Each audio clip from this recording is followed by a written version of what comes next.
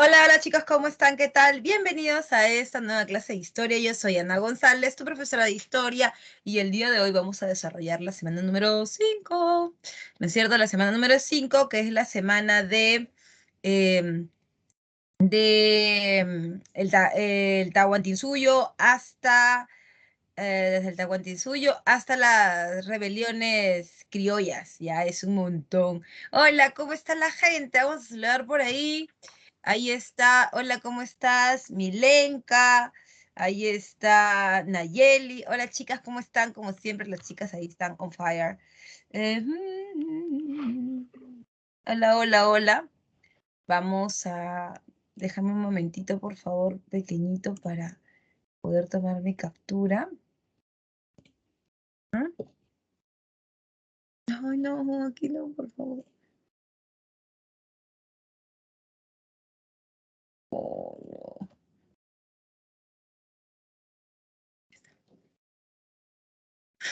Listo. Ñam, ñam, ñam, ñam, ñam. Ahora vamos a subir nuestra ventanita. Ya está. Ahí está. Okidoki. Vamos a ver.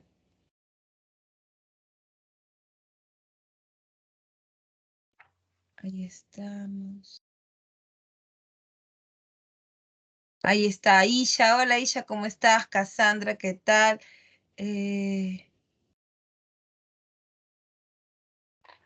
Ha sido ayer. Hola, ¿cómo estás, Naomi? ¿Qué tal? Hola, Marco, Naomi, Fernando, Ángela, ¿cómo están todos? Porfa, acá veo, a ver, creo que sí. Gilmer, porfa, tu micrófono está abierto, está sonando el clic clic ajá, gracias. Hola, Ángela, ¿cómo estás? Bien, vamos chicos, rapidito nomás.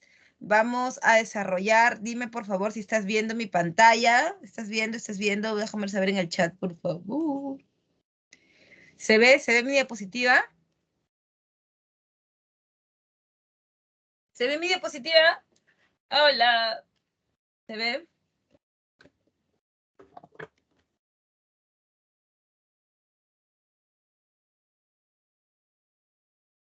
¿Se ve? ¿Se ve la diapositiva? Sí, sí, sí, sí, ya. Perfecto. Entonces, vamos ahí. Vamos desde el Tahuantinsuyo, el Virreinato, el Perú, las reformas borbónicas, las insurrecciones andinas y las rebeliones criollas. Cuando hablamos del Tahuantinsuyo decimos que vamos del 1400 al 1532, ¿ya? Vamos a decir que este es un periodo conocido, también denominado como Horizonte Tardío. El Horizonte Tardío, o también llamado Imperio Pedandino. Recuerda que es el segundo Imperio Pedandino, porque el primero es Huari, ¿ok?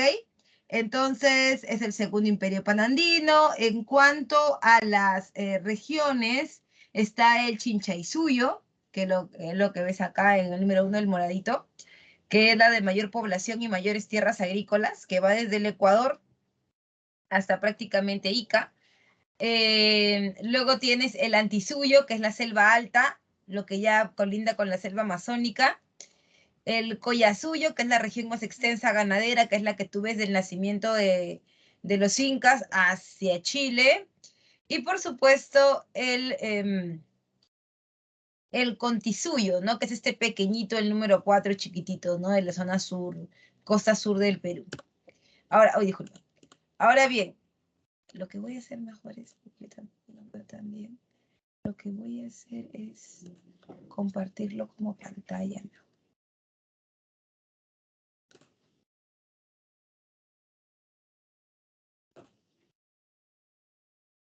Ya está. Ok, entonces, decimos que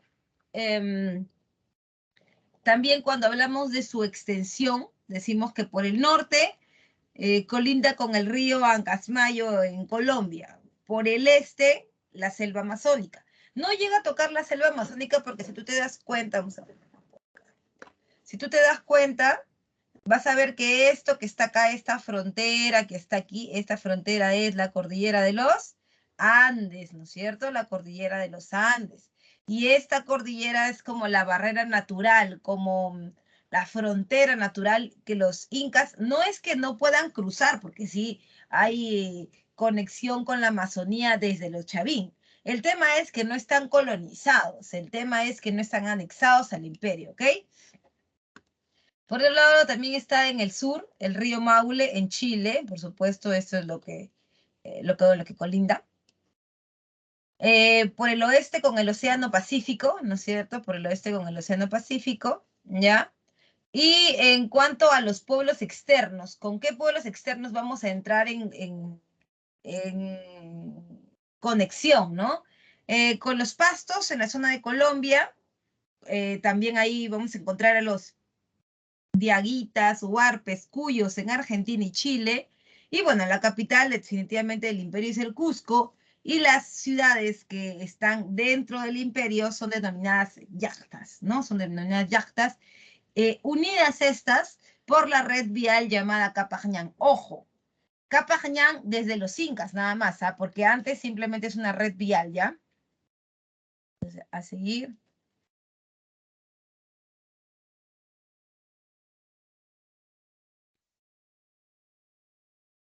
Ahí está. En cuanto al desarrollo histórico de los incas tienen dos fases importantes. Hasta en tres las podrías dividir, pero dos importantes. La primera es la fase regional.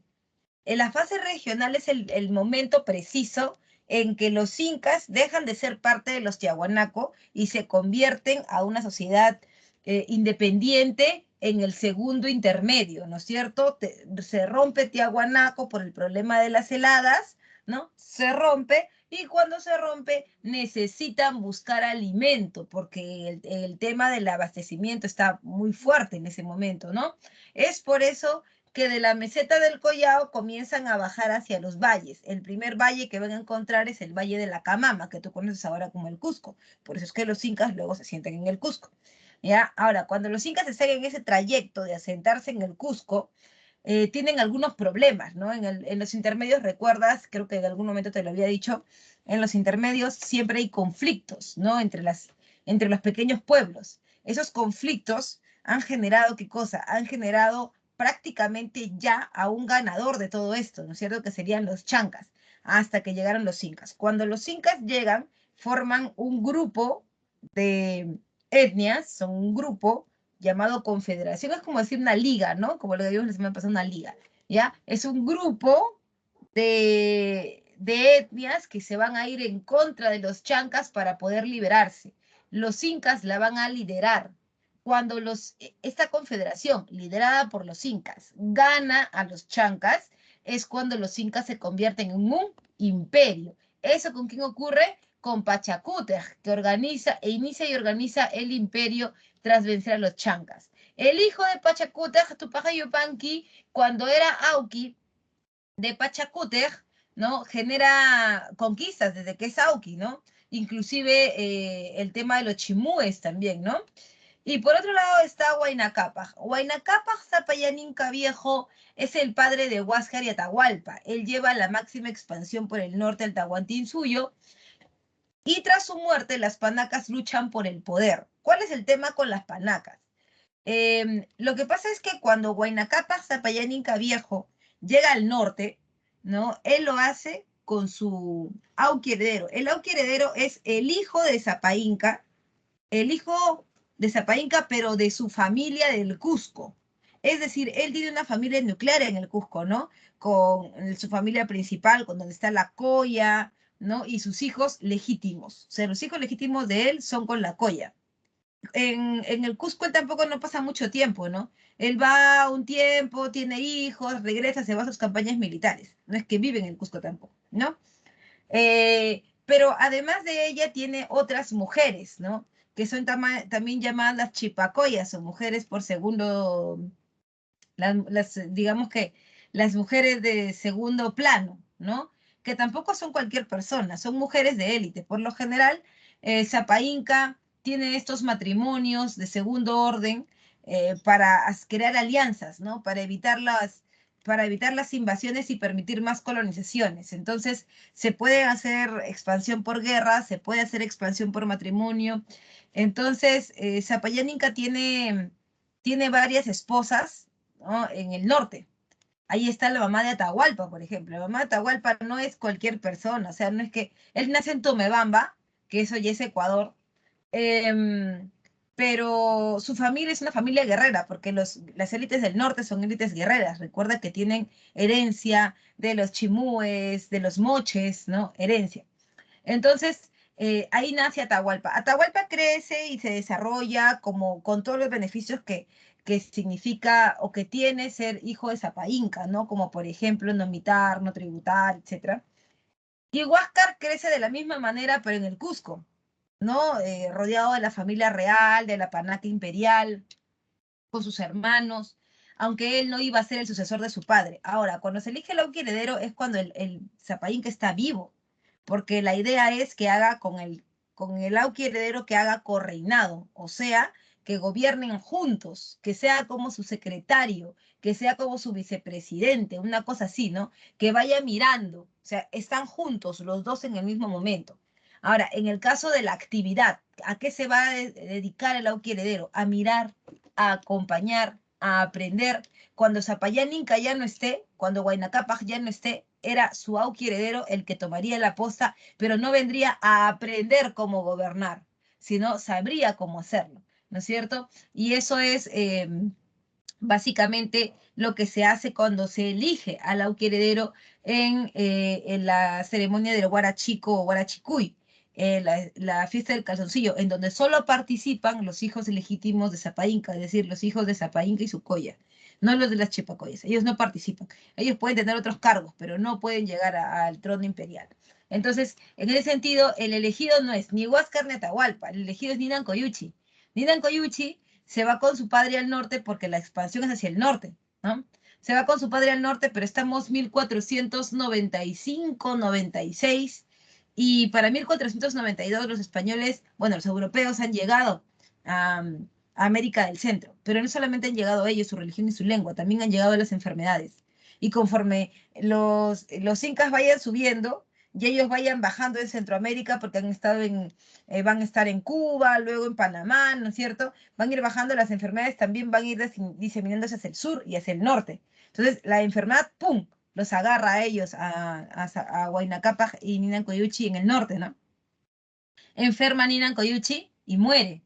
Pero ¿quién está en el norte también? La panaca de Atahualpa. Y la panaca de Atahualpa se ofrece, ¿no? No, toma tu hijo, él te va a ayudar, ¿no? Él es un gran guerrero. Además, para que ponga en práctica todo lo que sus tíos maternos le han enseñado, pues una panaca guerrera, ¿no? Y finalmente Atahualpa y Huayna Cápac se juntan, pero sabiendo que él no es el Auqui heredero, ¿no? Se juntan, van hacia el norte, y cuando van en las conquistas hacia el norte, Huayna Cápac enferma de viruela y muere. Entonces, ¿qué ocurre? Que la panaca del norte se va a quedar con el poder momentáneamente. ¿Por qué con el poder? Porque cuando el Sapa Inca se movilizan con él yanaconas, se moviliza el ejército, entonces el poder está en el norte. ¿Qué quiere la familia del sur? Quiere que el poder regrese al sur, ¿sí o no? Pero para eso necesitan alguien que pueda enfrentar a Atahualpa. Ese alguien es Huáscar, ¿no? Por eso Huáscar y Atahualpa se enfrentan, pero en realidad no son ellos, en realidad son las familias. Como lo hemos visto, entonces aparece la guerra civil entre Huáscar y Atahualpa, que tiene como causa la rivalidad entre las panacas y como consecuencia el debilitamiento del imperio. ¿Por qué digo el debilitamiento del imperio? No solamente por el aspecto político, sino también por el aspecto étnico, ¿no? Porque las panacas del norte, la panaca del norte y la panaca del sur, que van a estar en enfrentamiento, tienen con ellas etnias a su favor, ¿no? Las del norte estarán a favor de Atahualpa y las del sur estarán a favor de Huáscar. Entonces no solamente es una mecha entre panacas, también es una pelea entre etnias. Ese desorden es aprovechado por los españoles cuando llegan a conquistar estos territorios, ¿no? Ahora, en cuanto a la política, el Sapa Inca, Zapayán Inca, es el que tiene el máximo poder, ¿no? En la tierra, es la máxima autoridad. A su lado, hacia abajo, vas a ver al Lauqui heredero y al Tucuy Esos no son cargos políticos, más bien son cargos administrativos, ¿no? En el caso del Lauqui heredero y el Tucuy, porque el Lauqui heredero no va a tomar protagonismo en la política directamente, o sea, directamente, ¿no? Hasta que su padre no haya muerto, hasta que él no se convierta en Sapa Inca. Ya te he dicho qué significa ser un Lauqui heredero. Y por otro lado está el Tucuy, que es el fiscalizador. Es como el Mishi Dominishi, pero versión andina, ¿no? El que todo lo ve y el que todo lo oye. Ahora, después del poder de Zapayinca tenemos, si el Zapayinca es el que gobierna todo el Tahuantinsuyo, el Tahua 4, el Tahuantinsuyo está dividido en 4, ¿sí? Que ya hemos visto los 4 suyos. Ahora, el jefe de cada suyo es un aposuyo. El aposuyo es el jefe político del suyo, pero esos aposuyos, que también son hermanos de Zapayinca, podrían tener otras funciones, profe. Sí, pueden tener otras funciones, como por ejemplo pueden ser suyuyuyapo, ¿no? O sea, se convierte en suyuyuyapo la misma persona cuando va a ser parte del Consejo Imperial, o sea, el Tahuantinsuyo Camachij. El Tahuantinsuyo Camachij es el consejo, el momento en que se le da consejo a Zapayinca, ¿no? Es el momento político en que se le da consejo y ahí están reunidos los cuatro aposuyos, ¿no? Que en ese momento se van a llevar su yuyapo, cuando cumple esa función. Luego están los tocrikuj o apunchig. Los apunchigs son los dueños son los jefes de provincias. Si este es un suyo, el suyo está compuesto por provincias o guamaníes. El jefe de cada provincia o guamaní es un apunchig o tocrikuj. Luego tienes a los jefes de ayus o los que gobiernan los ayus. Cada suyo está compuesto por provincias o guamaníes y cada provincia o guamaní está compuesta por ¿qué cosa? Está compuesta por grupos de familias. El jefe de estos grupos de familias es un curaca o también llamado ayuca, ¿ya? O también llamado ayuca. En cuanto a la sociedad, vamos a notar que existe una sociedad altamente jerarquizada, ¿no? Sin movilidad social, ojo, sin movilidad social. ¿Qué quiere decir esto? Que los jatunrunas nunca van a ser panaca, pues no. Porque hay una definición, que es una definición de tipo religiosa, ¿no? Y esto se va con los mitos, lo vamos a ver, por ejemplo, en el mito de Bichama, ¿no? El dios Bichama, de él salen 3 huevos, ¿no? El huevo de plata, el huevo de oro, el huevo de bronce, ¿no? Y de cada uno de ellos sale un grupo, ¿no? Las élites, por ejemplo, las panacas salen del huevo de oro, los guerreros salen del huevo de plata y los jatunrunas salen del huevo de bronce. O sea que no hay ninguna posibilidad de que tú puedas formar parte de otro, porque tú ya has venido de algo, ¿no? En cuanto a las panacas, son las familias de los incas y sus descendientes, lo que te estaba comentando, ¿no? Pueden ser las panacas del Cusco, pueden ser las panacas del norte, es la familia de Zapayinca en sí, ¿ya? Esta familia normalmente es una familia de sangre, ¿no? En cuanto a la nobleza, ¿no? La nobleza puede ser de 2 tipos, la de privilegio y la provincial. La de privilegio, donde destacan los servicios, destaca la gente por su servicio al Cusco, como por ejemplo los servicios militares, y la nobleza provincial, los subordinados al Cusco. Esta nobleza provincial inclusive puede estar formada por los matrimonios que te había comentado. ¿Qué característica tiene esta nobleza, ¿no? Esa nobleza de privilegio provincial, inclusive las panacas, que ellos tienen beneficios que no vas a encontrar en los jatunrunas, beneficios que no vas a encontrar en ninguno. Ellos no mitan, no tributan, es más, los demás trabajan para ellos, ¿no? Son la élite. Ahora, en el caso de los jatunrunas, es el grupo del pueblo, ¿no? El grupo del pueblo. Aquí vamos a ver a los ayllus organizados, y bueno, entendiendo que los ayllus son comunidades campesinas, cuyos miembros están vinculados, uno por la tierra y el otro por el parentesco. Hay una cosa bien interesante que tienes que saber, y es que los ayllus son la unidad básica de la formación social del Imperio de los Incas. Básica. No solo de la formación social, sino también son la base de la economía. No podemos decir, por ejemplo, aunque existen los esclavos, no podemos decir que el imperio de los incas es un imperio esclavista, porque su base económica no está organizada a partir del trabajo de los esclavos, está organizada a partir del trabajo de los jatunrunas, que son estos pobladores que se organizan en ayllus, ¿no? El trabajo campesino, el trabajo rural, el trabajo de la tierra, a la que ellos están dedicados, es lo que sostiene el imperio del Tahuantinsuyo. En el caso del Ayu, es una sociedad endogámica, donde nadie entra y nadie sale. Quiere decir que al final, si es un pueblo donde nadie entra y nadie sale, todos se van a relacionar entre ellos. Y si todos se relacionan entre ellos, ¿qué terminan siendo todos? ¿Qué terminan siendo todos? A ver, déjame enganchar, a ver si me estás siguiendo. ¿Qué terminan siendo todos?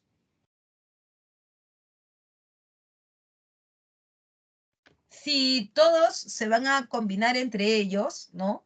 Al final, porque nadie va a entrar ni salir o sea, le, digamos, normalmente nadie... Claro, claro, eso, muy bien, Sara, muy bien, van a terminar siendo familia, pues.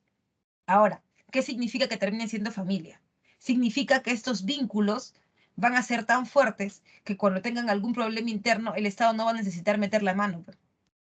Por eso el Estado tiene espacio, tiene tiempo para crecer. En 90 años, mira cuánto espacio ha ocupado. ¿Por qué? Porque se dedica más que todo a la mirada hacia afuera, a la administración hacia afuera del imperio, no hacia adentro. O sea, no es que, ay, me falta agua, ay, me falta tierra, ay, no, me falta comida. No, ellos lo van a resolver, porque es una relación familiar. ¿Ya? Es muy importante entender eso. Por otro lado, también recuerda, están vinculados por la tierra. Cuando hablamos del vínculo de la tierra, tenemos que tener en cuenta que en el imperio de los incas no existe la propiedad privada. No existe la propiedad privada. No existe. La tierra es del Estado. Nada es tuyo.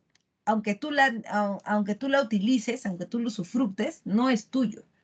Eso también tiene que quedar claro. Pero es el medio de trabajo de todos, ¿ya?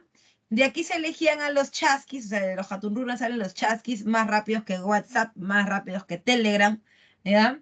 Las ajayas, que son las mujeres vírgenes elegidas por Sapa Inca para realizar actividades, para realizar actividades determinadas como por ejemplo el tejido, el bordado, la realización de chicha, etcétera, ¿no? Son mujeres que han sido elegidas especialmente para esas actividades.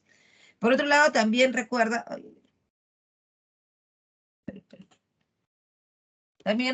están los mitmas. A los mitmas ya los habíamos visto, ¿no? Los mitmas son los colonizadores. Los mitmas los habíamos visto en Tiahuanaco, si recordarás. Los habíamos visto eh, como parte del sistema de expansión. Es cierto que los incas se expanden a través de las guerras, es totalmente cierto. Lo que no debemos entender es que los incas se expanden solo por la guerra. Los incas inclusive se expanden más a través de las alianzas matrimoniales, a través de la colonización con mitimaes, etcétera, ¿no? Además, estos colonizadores van a servir para que el imperio se fortalezca, tanto en el aspecto económico como en el sistema ideológico, ¿no? Ellos van a ser los que van a llevar estas ideas hacia todos los rincones del imperio, ¿no? Por otro lado, también están los yanaconas. Disculpa que haya cortado mi video, pero se me había metido una basura al ojo sí, y mi pestaña estaba despegando. Bien. También están los yanaconas, que los yanaconas, hay que tener cuidado, ¿no? Yanaconas, yanayacos, llanas, son lo mismo, ¿ya? Los yanaconas son sirvientes desarraigados de su ayu, ¿no? Son sirvientes del Estado. Es como que, como te estaba diciendo, la vida del Hatunruna gira en relación al ayu, ¿no? Ahí está la tierra, está tu casa, los animales, tu propiedad, entre comillas, ¿no? Porque sabemos que es del Estado. Pero ahí está todo lo que necesitas para vivir. Entonces, cuando te sacan, te eligen, ¿no? Y te sacan del ayu, tú pierdes todas esas relaciones. Tú dejas de ser. Estás solo. Porque tampoco vas a, o sea, si te van a sacar para que tú seas el sirviente de Zapainca, tampoco vas a ser parte de la panaca, pues, ¿no? O sea, no eres parte de la panaca, pero tampoco tienes familia. Estás solo, ¿no es cierto? Es una característica de los yanaconas. Pierden el arraigo con el ayu, ya no pertenecen a él, ya no van a ir a cosechar, ya no tienen casa, ya no tienen animales, ya no tienen nada, ¿no? Luego están los pinacunas, que son esclavos del Estado que trabajaban en los cocales. Es cierto que los pinacunas, piñacunas, piñas, son esclavos, es cierto. Pero como te lo decía, no podemos decir que el imperio de los incas es esclavista porque su base económica no es esa. Su base económica es la de Jotonrunas, ¿no? Ahora, los piñas normalmente trabajan en cocales y eran, por lo general, personas que se habían opuesto al imperio, ¿no? Personas no, que no estaban de acuerdo, digamos, con algunas cuestiones del imperio, ¿no? Y que habían sido rebeldes a él y como castigo se le había dado ser pinas, ¿no? En cuanto a la economía inca, debemos decir que tenemos dos principios, ¿no? Dos principios socioeconómicos, el de reciprocidad y el de redistribución. Cuando hablamos del principio de reciprocidad, hablamos de pares, de entre iguales, ¿no? Esto de reciprocidad significa ayuda mutua, hoy por mí, mañana, hoy por ti, mañana por mí, ¿no es cierto? Puede ser de dos tipos, la reciprocidad tipo simétrica y asimétrica. En el caso de la reciprocidad simétrica, es el trabajo entre miembros del mismo nivel social, entre jatunrunas, ¿no? Entre jatunrunas, por lo general. Y tienen la contraprestación de favores bajo las mismas condiciones. Si tú me ayudas a trabajar mi tierra, yo también te ayudo a trabajar la tuya. Si tú me ayudas a poner un adobe en mi casa, yo también te ayudo a poner un adobe en tu casa, ¿no? Se contraprestan servicios, podría ser, ¿no? El de ayuda. También se pueden contraprestar trueques, ¿no? O sea, tú me das un saco de papa, yo te doy un saco de ajito, cosas así, en las mismas condiciones. Pero también está la asimétrica, ¿no? La reciprocidad asimétrica es aquella donde se genera un intercambio de bienes por servicios, de bienes por servicios. En el otro no, en el otro son iguales, ¿no? Bienes con bienes, servicios con servicios, personas iguales. Acá no. Acá bienes por servicios, en el que se subordina a los receptores. O sea, si el curaca me da un saco de papas, ¿no? El subordinado, ¿quién es? El jatunruna, ¿ya? El jatunruna. El curaca es el que está arriba, el jatunruna es el que está abajo, ¿ya? Y normalmente son bienes por servicios. De repente has hecho algún trabajo en casa de curaca, ¿no? Y te han pagado con eso, ¿ya? También está la redistribución. La redistribución sí es obligatoria del Estado, de la organización del Estado hacia el pueblo, ¿ya? Siempre la redistribución siempre es asimétrica, porque es el Estado frente al pueblo, ¿ya? Cuando hablamos de esto decimos que, por ejemplo, imagínate que tú, en tu ayu ha caído un huaico y todo lleno de piedras y lodo y no se puede sembrar, todos los productos se han perdido ahí. Esa cosecha no vas a tener para dar excedente. ¿Qué vas a dar excedente? No tienes ni para ti, no tienes ni para comer, menos vas a dar excedente y menos vas a pagar impuestos al Estado, porque no se puede, todo se ha perdido. ¿Qué hace el Estado? No te preocupes, dice. El Estado es tan bueno, tan poderoso, Zapa Inca es tan poderoso que te va a ayudar. Por esta vez no vas a pagar nada y además te van a entregar productos para que tú puedas vivir, ¿no? Ahora, esos no salen del Estado, esos han pertenecido a otras etnias o inclusive a tu misma etnia, se han acumulado, ¿no? En las colcas se han acumulado y han sido dados nuevamente a otras personas, en este caso es a ti, ¿no? O sea, se ha redistribuido. El Estado no produce nada para ti. Es otro que produce, el Estado guarda y te lo da a ti, ¿no? Cambia, te lo vuelve a distribuir, redistribuye.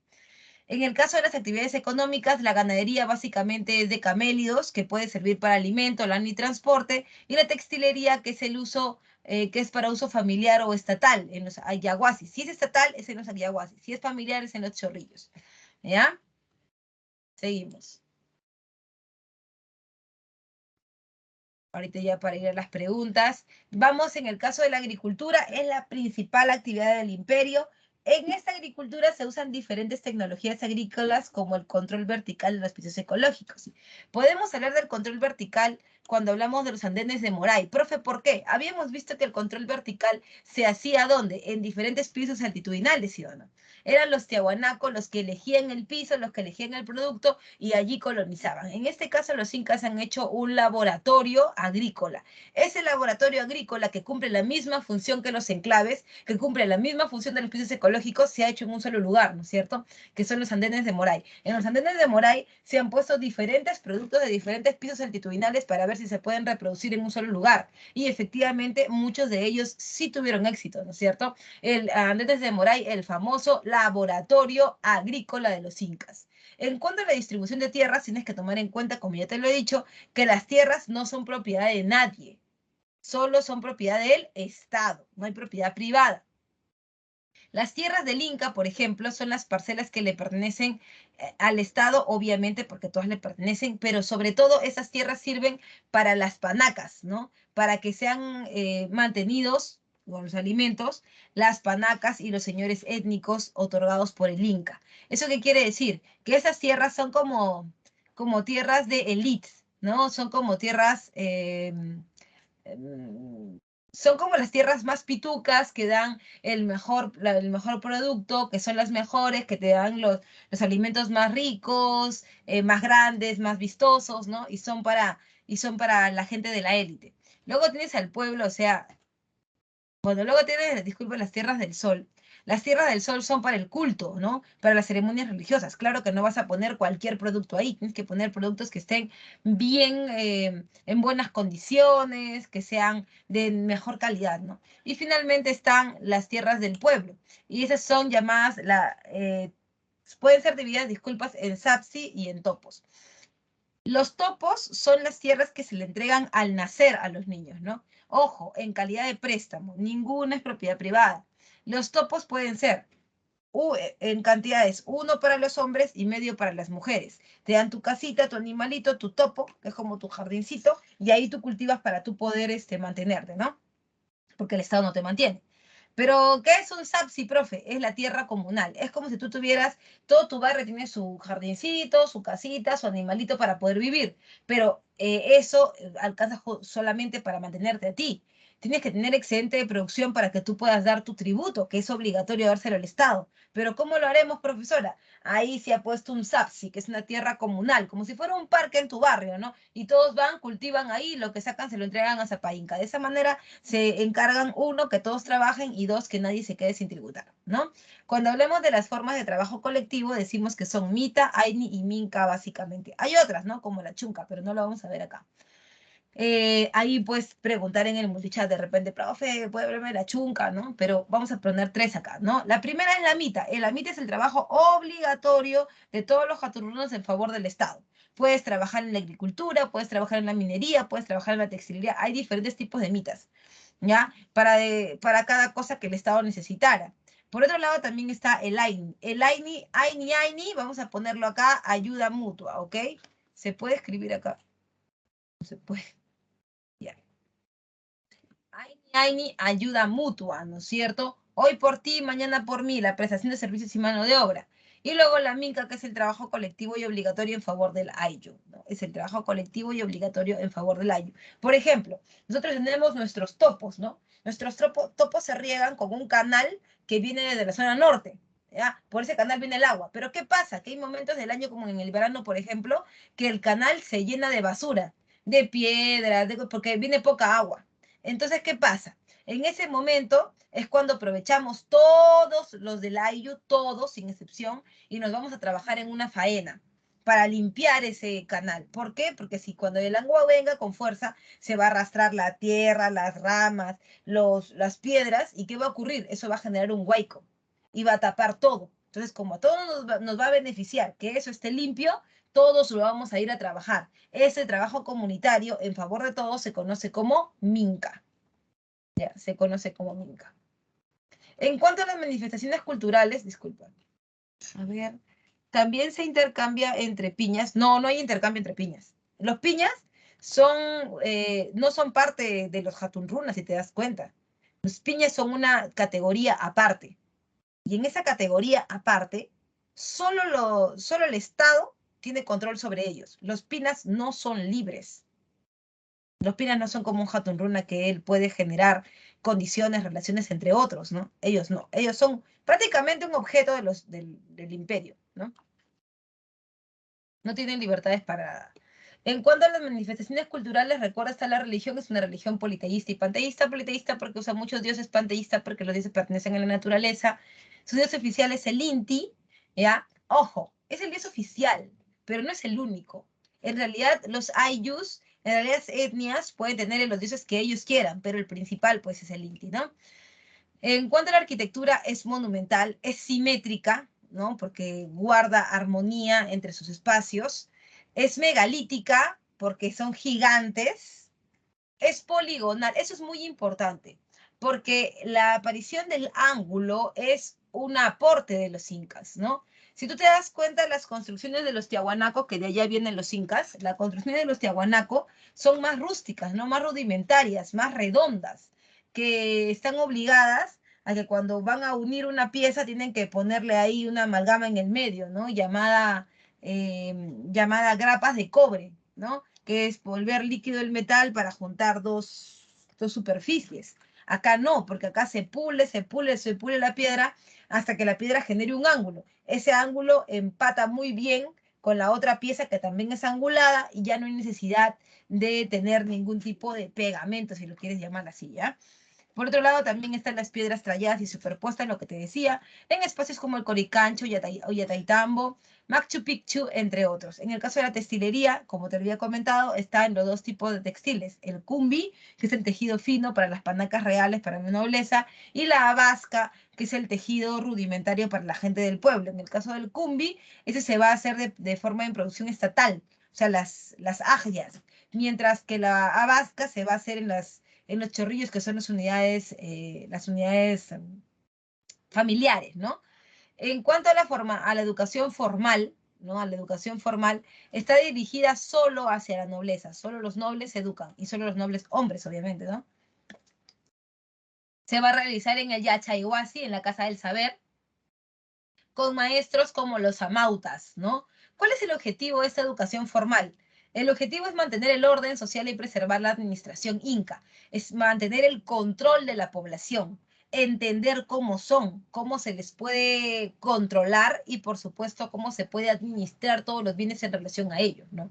Eso es muy importante. Profesora, ¿y dónde aprenden de agricultura? ¿Dónde aprenden? Eso es un tipo de aprendizaje pragmático, es un tipo de aprendizaje familiar, ¿no? En donde tú viendo vas a aprender. Obviamente que desde niños lo van a hacer. No es que tú de grande ya recién vas a trabajar la tierra. En el Imperio del Tahuantinsuyo no existe la idea de niñez. No existe la niñez. Inclusive, ¿cómo te das cuenta? Porque no hay utensilios para niños, pues, ¿no? Todo es como si fueras un adulto, pero en versión pequeñita, ¿no? La ropa, no hay ropa infantil, por ejemplo, ¿no? Eso no existe.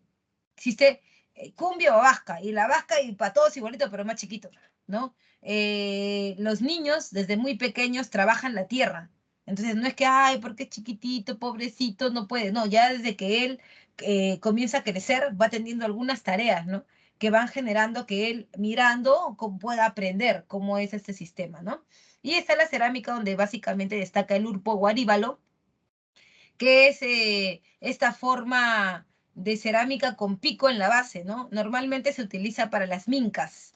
Cuando trabajan todos en comunidad, muchas veces necesitan tomar chicha o comer algún producto, y en el caso del urpo, se pone en la tierra y ellos beben de este recipiente, ¿no?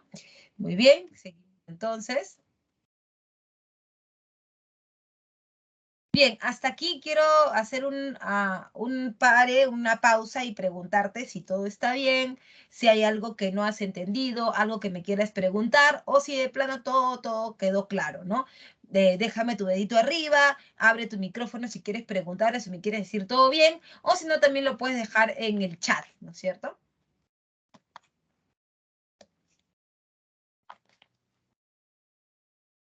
¿Todo bien? ¿Todo está bien? ¿Hay alguna duda, alguna pregunta, algo que no hayas entendido?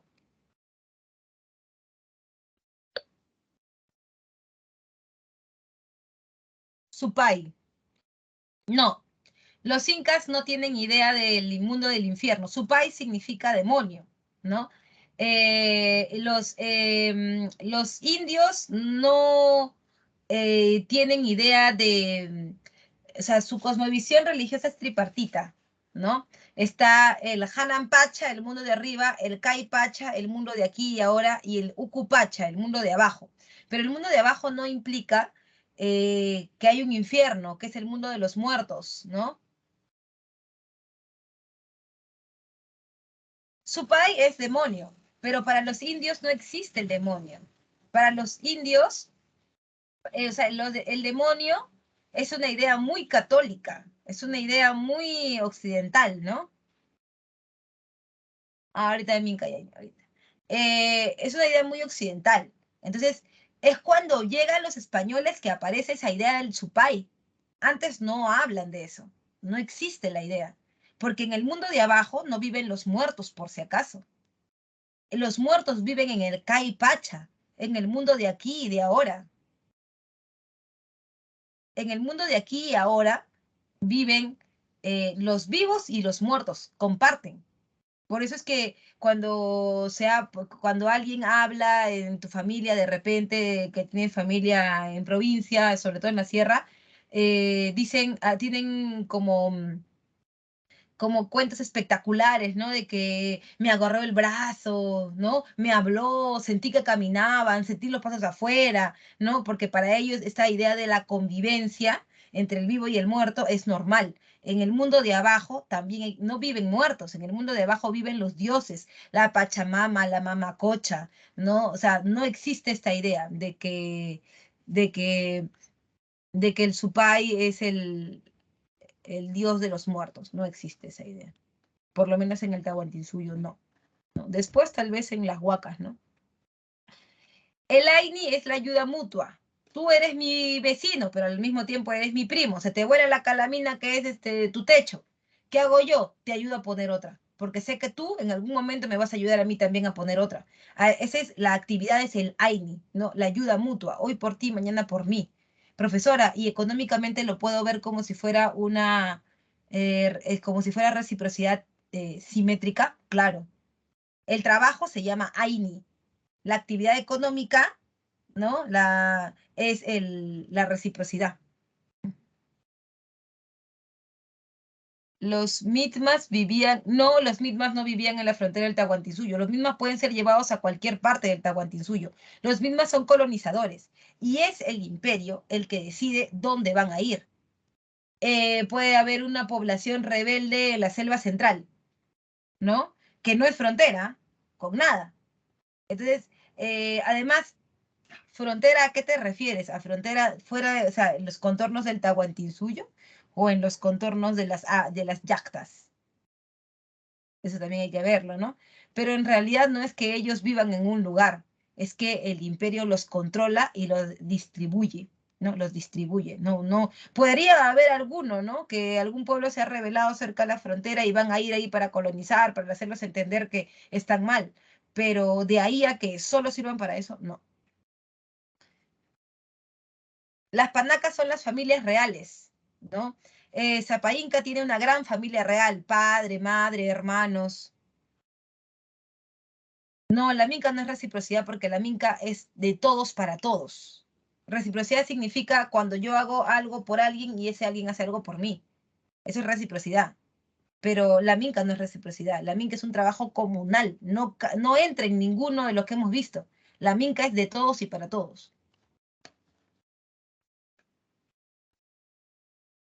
¿Hay alguna pregunta más?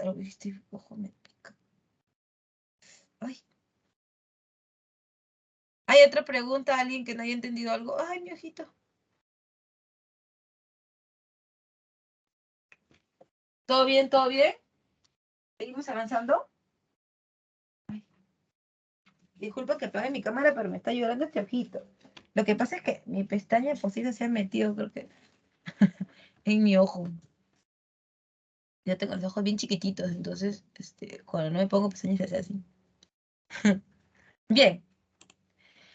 Vamos entonces con la colonización española en las Antillas. Lo primero que tenemos que tomar en cuenta es que la causa principal es la búsqueda de las nuevas rutas por los nuevos navegantes. Nosotros ya lo habíamos visto, voy a hacerte un recordaris porque es importante que lo tengamos presente. Ya, desde la baja, ya, esto. Mira, acá. Que te quede bien claro cómo es que vamos a jugar con esto, ¿ya?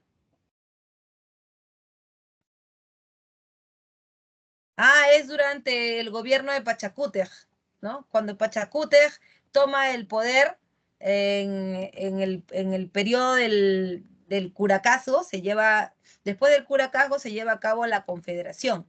En la Confederación es cuando los incas se pelean con los chancas. ¿Y quién gobernaba con ellos? Pachacútec, ¿no? Pachacútec se convierte en el gran transformador porque después de vencer a los chancas se va a convertir en un imperio. Ahora, cuando hablamos de la expansión, de la colonización española, ¿no? Em, Hay algo importante. ¿Por qué llegan los europeos en general? ¿Por qué llegan? Por esto, pues. Primero, no quiero que te confundas. Una cosa es el Imperio Otomano, el Imperio Turco, y otra cosa son los árabes. ¿Ya? Entonces, tiene que quedar claro. Los turcos arriba. Acá, mira. Y para acá abajo, acá, aquí es Egipto, ¿sí o no? Para acá abajo es el Imperio Árabe. No, más acá es el Imperio Sasánida, por acá. Para acá abajo son los árabes. Mahoma, los califatos, el visir, todo acá abajo. Es otra cosa, ¿ya? Los turcos son ellos, los moros, los turcos, ¿no? Ellos eran chiquititos, chiquititos, y se comienzan a expandir, se comienzan a expandir y toman lo que ahora es Constantinopla, que en ese momento se llamaba, lo que ahora es Estambul, que antes se llamaba Constantinopla. Profe, y esto que está acá era el Imperio Bizantino, ¿te acuerdas? Que era Roma de Oriente. Esto era el Imperio Bizantino. Ellos se van a expandir y mira lo que han hecho, han agarrado por acá y han agarrado esto. ¿Qué quiere decir? Que la ruta comercial del Mar Negro está controlada por ellos, o sea, está bloqueada.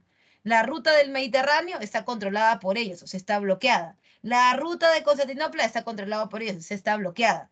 Los turcos comenzaron a avanzar y se dieron cuenta que para poder dominar todo esto necesitaban controlar España y Portugal, la península ibérica. Porque si te das cuenta, acá queda todo metido adentro, mira. Si tú controlas acá, luego vas a controlar este canal, ¿sí o no? Todo es, bueno, que no era el canal en ese momento, ¿no? Pero todo esto lo vas a poder controlar tú. Si controlas esto y controlas esto, ya el comercio es tuyo. Entonces los turcos entran a España. Cuando entran a España, ahí aparece lo que hemos visto la semana de la Guerra de Reconquista Católica o también llamada Guerra de Reconquista Española. Por mucho tiempo, desde 1453 hasta 1492, los turcos estuvieron metidos en España, ¿no? Estuvieron metidos ahí, por eso es que ahora son andaluces, ¿no? Tienen arcos moriscos, ¿por qué? Porque es influencia de ellos, ¿no? Y bueno, también de los árabes. Ahora, por otro lado, es importante entender que la toma de España, ¿no?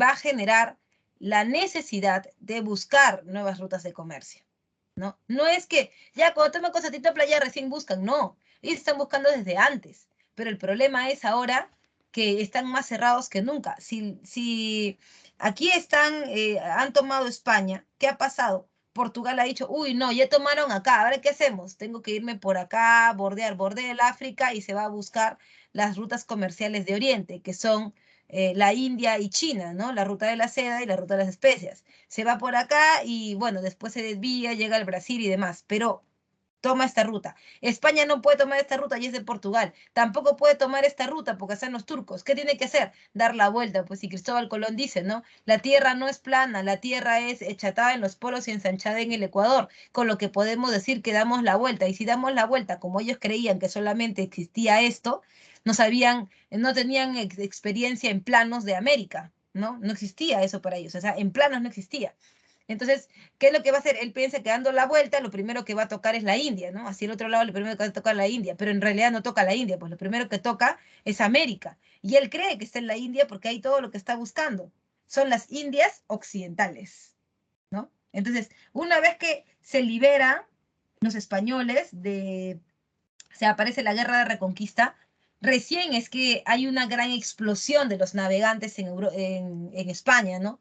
Los primeros en navegar son los portugueses, después España, porque España está más agarrado, ¿no? Además de esto, que también España no era España, eran los reinos de España, los reinos de España. Y los más importantes reyes de esos reinos de España, ¿quiénes eran?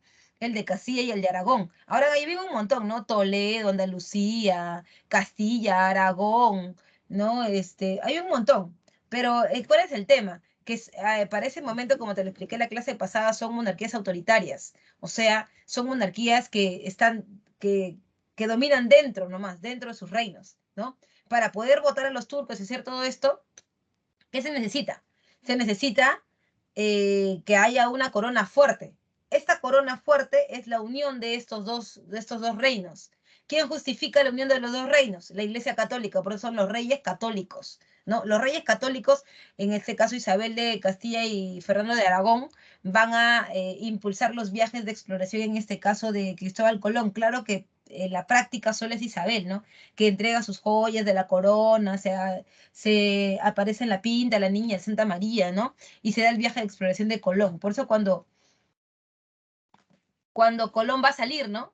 De acá de Puerto de Palo Noguer, es cuando Isabel le dice, ay, Cristóbal, ten cuidado, no vayan a haber moros en la costa, ¿no? O sea, no vayan a haber acá intrusos, ¿no? O sea, los que antes se habían estado ocupando.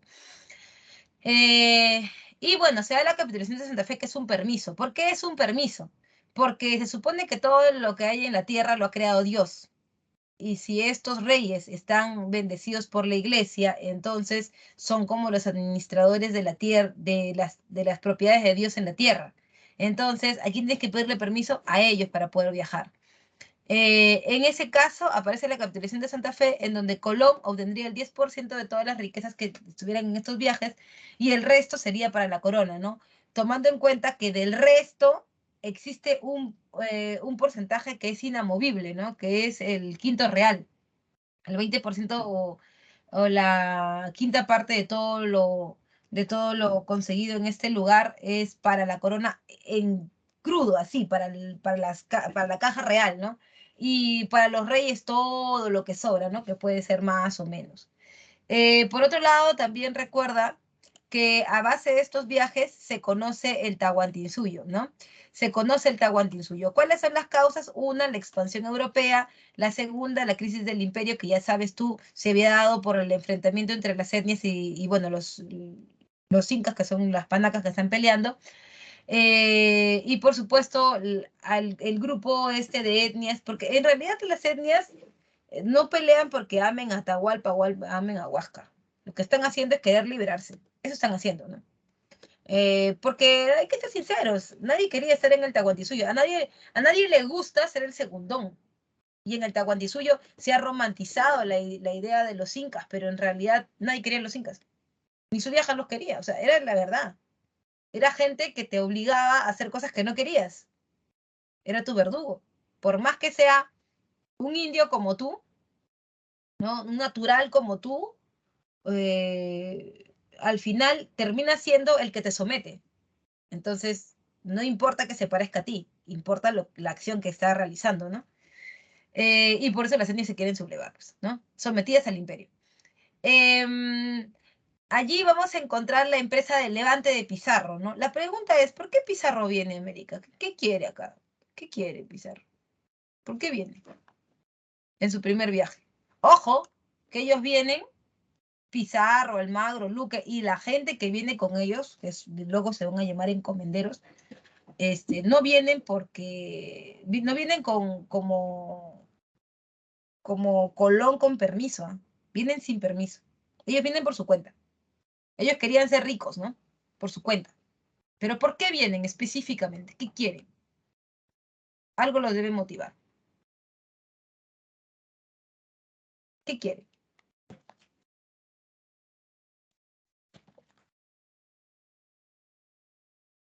Ya. ¿Y ese oro y plata para qué podría servir? Ya, oro, perfecto. Pero ¿para qué quieres oro y plata? ¿Tú comes oro y plata? ¿Para qué lo quieres? Para acumularlo, pero ya, ¿qué ganas con acumularlo? ¿Qué quieres? O sea, ¿cuál es la utilidad práctica de esos metales? Para la corona sí puede ser acumularlo, ¿no? Pero la utilidad práctica de eso, ¿qué es? ¿Cómo por qué?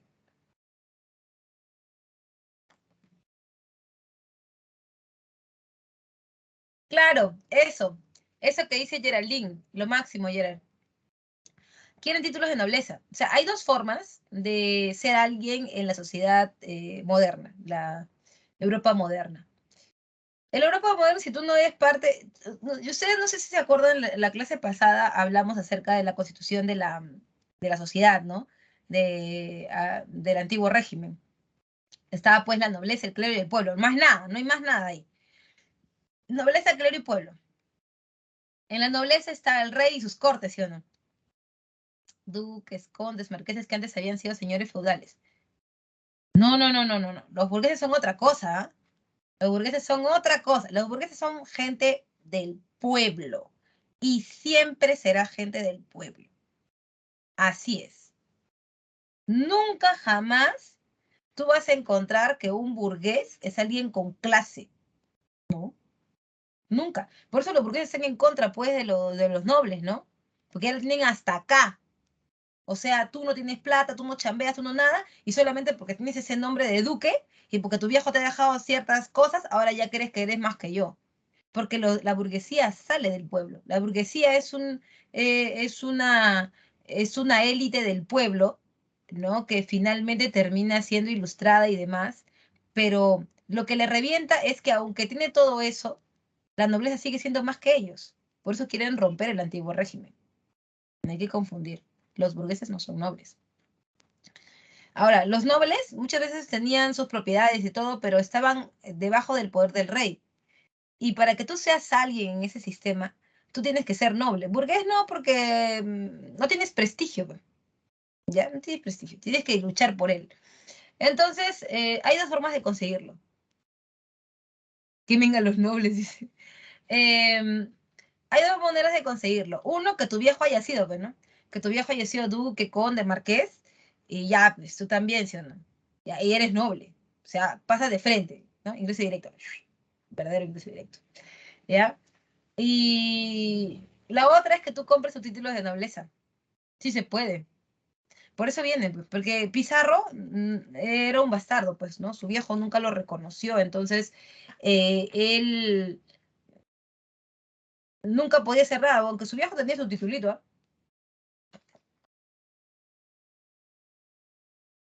Anderosa Loguera, dice Rubí. Él quería, era un chanchero, ¿no? Un criador de chanches, el hombre analfabeto, su padre lo había negado, ¿no? Que eran condiciones muy comunes en España en ese momento, ¿no? En los reinos de España. Entonces él viene por eso, ¿no? Él viene por títulos y los consigue, ¿ah? En la capitulación de Toledo los consigue. Entonces, pero él viene con la idea de que ya, pues yo voy a ser rico y no sé cuánto y voy a comprar mis títulos, pero que no se mete el rey. ¿No? Porque para qué querrías que el rey se meta, que el rey tenga protagonismo, si al final esto lo puedes hacer por tu cuenta? Porque, ojo, Pizarro ya conocía de oídas de que acá había algo, ¿no? Su primo hermano, Hernán Cortés, había estado en el norte, ¿no? Y había visto que los aztecas tenían, había conquistado, ¿no? Inclusive. Em, no, los que vienen con Pizarro sí son expresidiarios, ¿no? Los que vienen con Pizarro que luego se van a llamar encomenderos, sí, son gente que lo que está buscando es limpiarse de eso, pues, ¿no? Si yo me convierto en un conde y he estado preso, pero puedo comprar mi título, ya me limpié, pues ya me lavé la cara, ya soy otra persona. Entonces, eso están buscando todos, prestigio están buscando todos, ¿no? Y claro, viene pues, por descontado, pues su platita también, ¿no? O sea, tampoco es que solamente el título ya, ¿no? Pero esa es la idea. Entonces, el que viene con cierta, como un poco más de comodidad es Almagro, ¿no? Porque Almagro sí tenía su titulito, era un hijo de Hidalgo, era un hidalgo, ¿no? Entonces él era noble, pero sí de ínfima categoría. Y ellos vienen con apoyo económico, porque ¿de dónde va a sacar plata Pizarro? Pizarro tenía el conocimiento, supuestamente, ¿no? De que él sabía cómo llegar. Al menos por ahí preguntando llegaba. Este, Almagro, que también había puesto su chivilín, su platita, ¿no? Y el cura Luque, que era el testaferro, ¿no? Él era el que ponía la plata que venía desde Panamá de el gobernador de Panamá, de Pedro Arias Dávila, de Espinosa también, ¿no? Que eran los que tenían el billete, pero que le querían sacar la vuelta a la corona. Pero, ay, sí, vamos a conquistar un territorio abajo, que va a haber plata, todo. Y ellos ponían la plata, ¿no? Y los demás venían. Sí, vinieron muchos. Presidiarios, como dice Ángela, por supuesto que sí. Expresidiarios, sí. Gente que estuvo en la cárcel, gente que ya no servía para nada en España, vino con ellos. Entonces no tienen nada que perder, iban a perder la vida, pero eso no vale nada, pues, ¿no? Entonces ya no tenían mucho que perder. Por eso viene. En su primer viaje, un fracaso total, el año 24 al año 26. ¿Tú te imaginas 2 años de esa gente que les habían prometido que iban a ser ricos? 2 años sin encontrar nada. Le decían, oye, Francisco, ¿ya ve cuándo? ¿Qué? Tú me has dicho. Ya son 2 años. ¿Qué es una pandemia? ¿Qué es esto? ¿Aceptan nada? No, que no se preocupen. No, ¿sabes qué, Francisco? Ya. Lo que tú hablas es floro, papi. No, ya no, ya. ¿Sabes qué? Nosotros queremos, así como nos has traído, regrésanos. Queremos ir a España. Pizarro dijo, bueno, va a poner acá mi línea. Ya. Los que quieren tener títulos de nobleza y ser ricos, crucen la línea. Y los que no, quédense para allá. Solamente cruzaron 13 y un negro, ¿no? O sea, 13 caballeros y un negro. Solo 13. ¿Ya? Y bueno, no solamente son 13, pues no vienen con toda su gente. Pero muchos se quedaron del otro lado. Y dijeron, no, que nosotros nos queremos regresar, que ya fue, que no sé cuál, nos se engañado. Ya, está bien. Si ustedes quieren, no vengan. Pero te regresarás a España nadando, pucholo. Porque yo no te voy a dar nada. ¿Cómo te voy a dar? ¿Y las carabelas te voy a dar? ¿Y qué? ¿Con qué me voy a venir yo? No. No quiso. En ese momento ya la cosa se ponía fea, de claro oscuro ya. Y justo se les aparece el santo, porque el piloto mayor Bartolomé Ruiz en ese momento descubre el Mar del Sur. El Mar del Sur es lo que ahora es el Océano Pacífico, pues. Descubriendo esta salida del Océano Pacífico, ¿qué haces? Descubren la salida del Océano Pacífico y van hacia abajo. Comienzan a expedicionar hacia abajo, pues, ¿no? En ese segundo viaje encuentran a una balsa, que es un caballero de Totora, de indios tayanes. Los tayanes están acá están, en San Miguel de Piura, lo que era es Piura, pues ahí están. Los tumpis no, los tumpis son tumbes, ¿no? Ellos son tayanes, son del norte, tienen máscaras funerarias, hilos, o sea, lana hecha hilo, quiere decir que hay una alta especialización del trabajo. Si hay una especialización del trabajo, significa que estás frente a una sociedad desarrollada, no es un indio cualquiera. Por lo tanto, ese es el momento en que ellos dijeron, estamos cerca del Tahuantinsuyo, y estamos muy cerca, porque esta balsa no puede ir muy lejos. Entonces, estamos cerca, tenemos que seguir avanzando. Para ese momento ya la plata de Espinosa, ya la plata de Peraya ya fue, ya no hay con qué bajar. Y es por eso que en ese momento Pizarro se va a España, ¿no? Se va a España a pedirle perdón al rey Carlos y decirle que por favor lo ayude, que él se había equivocado, que hizo las cosas mal, pero que ahora tiene pruebas de que está cerca, ¿no? Y como está cerca, entonces que lo ayude porque al final sería las tierras del rey. Eso es lo conocida capitulación de Toledo. En esta capitulación de Toledo, disculpa acá, creo que ya. En esa capitulación de Toledo es cuando Pizarro va a España, habla con el rey y el rey le entrega la posibilidad de expandir, ¿no? El permiso para expandir. Obviamente el permiso y la ayuda, ¿no? Para expandirse hacia el sur. Y a él le dan un montón de cargos, ¿no? Adelantado, capitán del Mar del Sur, piloto mayor, un montón de títulos de nobleza, que era lo que él estaba buscando, ¿no? Y en territorio, un territorio mucho más rico que el de Almagro, pues. Almagro le dan Nueva Toledo, que es una cochinadita así, lo que es de Chile, por ahí. Este cochinadita le dan. No hay nada ahí. Pero a Pizarro le dan, pues, toda la zona norte, ¿no? Le dan lo que sería todo el Tahuantinsuyo hasta el Cusco, incluyendo el Cusco. Era lo más rico, ¿no? Y entonces, bueno, eso va a traer consecuencias entre ellos, va a traer problemas entre ellos. Ya en el tercer viaje, vamos a ver que se captura Atahualpa, ¿no? Porque ellos van a seguir al sur, mientras que Pizarro luego llega. En el tercer viaje del año 31, ya se toma Cajamarca, se toma capturado Atahualpa, matan a Atahualpa, ¿no? Porque el indio no quiere decir dónde están las estatuas de oro que decía que había de cada inca, que los tenían locos a los españoles. Finalmente, cuando matan a Atahualpa, se encargan de quemar la momia, primero de bautizarlo, ¿no? Se termina llamando Francisco, su nombre de pila, el padrino fue Francisco Pizarro, ¿no? Y los españoles saben perfectamente que contra los indios no hay que ser tonto, ¿no? Los indios no van a aceptar de entrada el gobierno de un español, o sea, de frente, ¿no? Por lo tanto, hay que poner a otro inca para que gobierne. Y ese otro inca sería el hermano de Atahualpa, ¿no? Ahora, en cuanto a las consecuencias, se destruye el imperio incaico, no va a haber más, hay un colapso demográfico indígena porque las enfermedades vienen también con estos conquistadores, viruela, sarampión, gripe, van a abundar, va a morir una primera generación, ¿no? Y hay una culturación y mestizaje que es obvio, ¿no? Este intercambio cultural entre los dos grupos, ¿no? En cuanto a las guerras civiles entre los españoles, hay varias causas. Primero, la disputa por la posesión de encomiendas. ¿Qué está ocurriendo? Cuando se firma la capitulación de Toledo, en Toledo no solamente se distribuyen las tierras y no solamente se da el permiso para que lleguen al Tahuantinsuyo, sino que también se les da una gracia, ¿no? A cada quien que ha venido. Las tierras, los espacios de tierra con indios adentro, acá se conoce como encomiendas. Pueden ser espacios grandes o pequeños, ¿no? Que tenían, que tienes que tener en cuenta que no son de propiedad de los españoles, no son de propiedad de ellos, ni de Pizarro, ni de Almagro, ni de los que vienen con ellos. No es eso. El, la tierra, el indio, el trabajo, los metales, todo es propiedad de la corona. Que la corona te dé una gracia, ¿no? Y te diga, oye, ¿sabes qué? Te lo voy a dar por un tiempito, porque no, estoy muy agradecido por lo que tú has hecho. Nada más.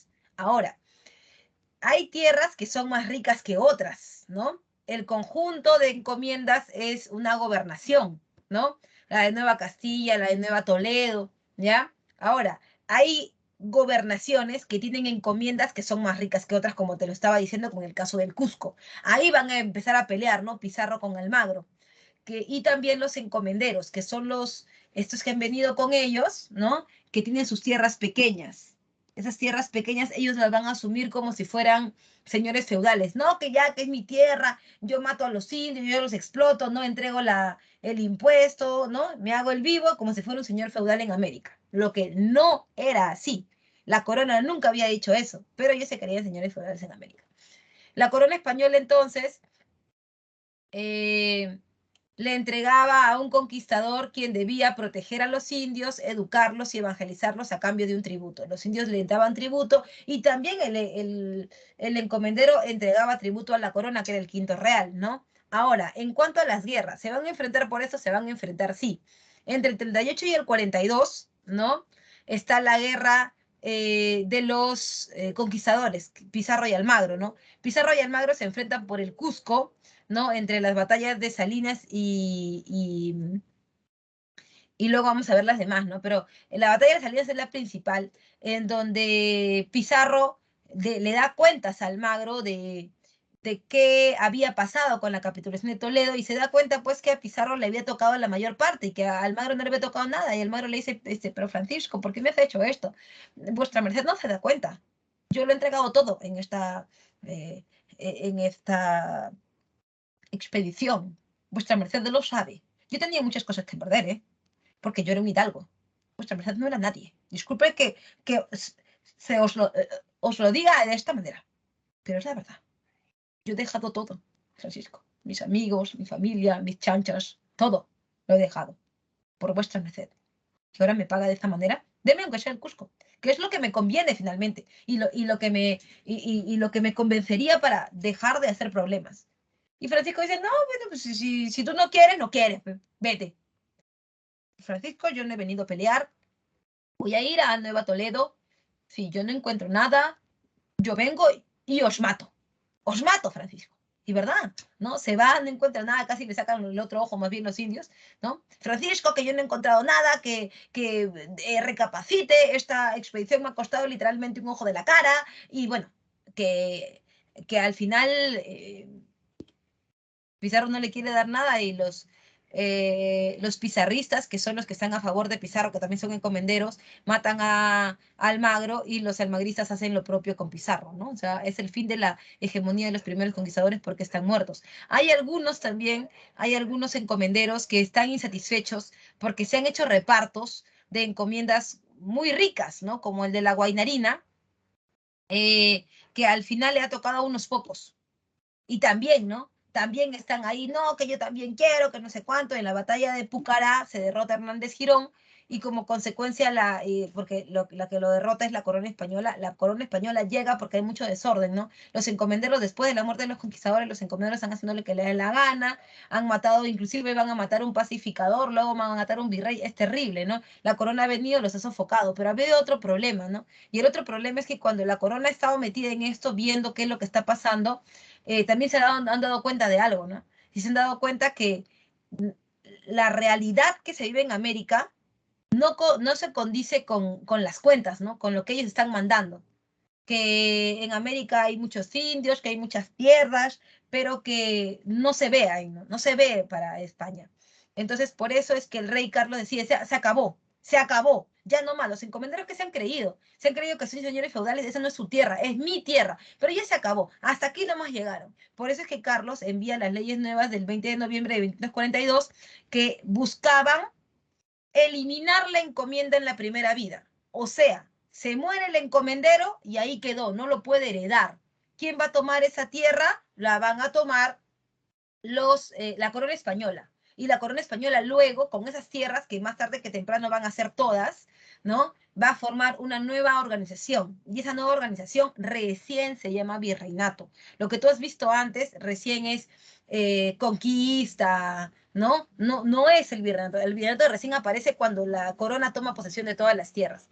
Se establece el sistema virreinal. ¿En manos de quién? En manos del virrey Toledo. Pero paralelamente a lo que hemos estado viendo, también ha habido una resistencia inca, ¿no? Lo que buscaban ellos era recuperar los años gloriosos del Tahuantinsuyo y volver a gobernar. Sin embargo, no sería tan fácil. En el 36, cuando ha muerto Atahualpa, ¿no? Cuando muere Atahualpa, ya los españoles deciden poner a otro inca a gobernar, por lo que ya te había comentado. Ese otro inca es su hermano, Manco Inca, que en el 33 se echaba y dice, ¿sabes qué? Yo soy inca por las puras, porque en realidad todo lo que yo digo no se hace, es lo que los españoles quieren. Entonces él se revela, pasa del lado aliado a los españoles al lado opositor a ellos, y lo primero que hace es rebelarse en Lima y en Cusco, pero finalmente no le da resultado. Como no le da resultado, es el momento en que traslada su rebelión hacia las puertas del Cusco, que es Vilcabamba. En Vilcabamba es tomado prisionero por los españoles y es vejado, ¿no? Los caballos lo orinaban, violaban a la colla, le apagaban velas encendidas en la nariz, ¿no? Y todo esto veía su panaca, o sea, su familia. Finalmente muere Manco Inca y cuando muere Manco Inca se suponía ya no, la rebelión debía haberse apagado, ¿no? Pero la panaca de Manco Inca, o sea, la familia de Manco Inca, puso todo su poder en Sayitupac, que era el hijo de Manco Inca, ¿no? Y él supuestamente debía vengar la muerte del padre y seguir con la resistencia, pero se deja engatusar. ¿Por qué? Se deja engatusar porque le van a dar la encomienda de Yucay, ¿no? La encomienda de Yucay era un pedazo de tierra con indios adentro y él gobernaría esas tierras, ¿no? Pero obviamente eran de propiedad de la corona, pero él las gobernaría. La gente, su panaca dijo, no, ¿cómo es posible? Eres un traidor, no sé cuánto, ¡pum! Lo sacó. Porque inclusive él reconoció a Felipe II como su rey. Él le iba a hacer como algo así como un encomendero, ¿no? Y eso no le gustó a la panaca. Por eso ponen a su primo Titu Cusi Yupanqui y cae lo mismo Titu Cusi Yupanqui, ¿no? ¿Por qué? Porque firma la paz de Acobamba diciendo se acabó la resistencia, ¿no? Y a él lo reconocerían como rey de Vilcabamba. Es una cochinadita ahí, sería el rey de Vilcabamba. O sea, las tierras de Vilcabamba ya no serían de la corona, sino serían de él. Y eso también exacerbó a la panaca y nuevamente un golpe ahí, llega Tupac Amaru primero, Tupac Amaru primero sí va a mantener, digamos, una rebelión bastante holgada, que no le va a gustar al virrey Toledo, el virrey Toledo le manda a cortar la cabeza, cuando le cortan la cabeza, la ponen en la plaza del Cusco, en vez de que sea como una imagen aterradora para la gente y que aprendan de eso para que nunca más se vuelvan a levantar, pues la gente hace todo lo contrario, le baila, le pone flores, le pone comida, es en el momento que el virrey Toledo desaparece el cuerpo, porque el cuerpo lo habían escondido y también desaparece la cabeza, ¿no? Eso genera una visión mesiánica en la gente. En algún momento aparecerá alguien tan valiente como él, ¿no? Aparecerá alguien tan valiente como Tupac Amaru primero, solo hay que esperar. El líder mesiánico, la idea de que se regresará, que algún día el cuerpo y la cabeza se juntarán, el mito del Incarre, ¿no? Se juntarán en una sola persona y regresará reencarnado aquel que pueda vencer a los españoles. Ese mito del Incarre, ese mito mesiánico, es el mito que nosotros hemos repetido también en la República, ¿no? La idea de que va a venir a alguien siempre tiene que ser para nosotros, ¿no? Ahora tiene que ser como decía Burga, buscando un inca, tiene que ser siempre alguien que sea, si es indio es mejor, ¿no? Él sí va a venir, él nos va a ayudar, él va a quitarnos del yugo de los españoles, etcétera, etcétera, etcétera. Ahora también en la República del yugo de las élites, etcétera, ¿no?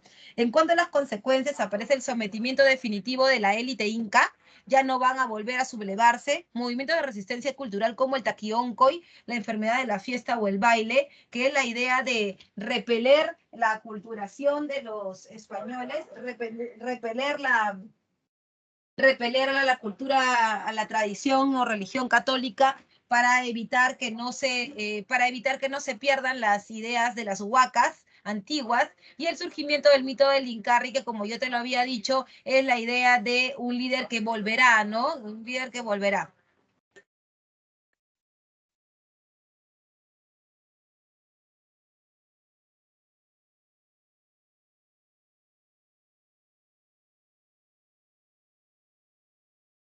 ¿Alguien tiene alguna duda, alguna pregunta hasta este punto?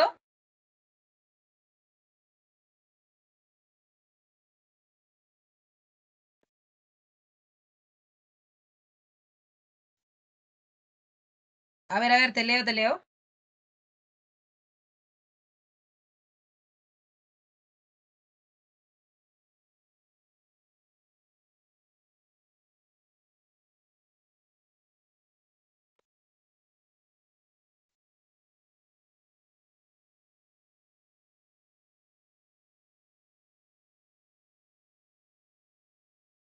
Disculpa, Almagro el Mozo y Almagro el Viejo. Almagro el Mozo es Almagro el Viejo es el tuerto, pues, el que viene con Pizarro, ¿no? Y Almagro el Mozo es el hijo de Almagro, que era un encomendero. Esa es la capitulación de Toledo. Sí, la capitulación de Toledo es en el segundo viaje. Entre el segundo y el tercero es cuando Pizarro se va, ¿no? De Manco Inca, la panaca, que Naomi me ha preguntado, ¿no? Hijo de Manco Inca, ¿no? Ujú. Que debería seguir la rebelión. Hasta ahí todo bien, todo bonito, todo chévere. ¿Hay alguna pregunta más para seguir avanzando? Sabes que siempre nos queda cortito el tiempo.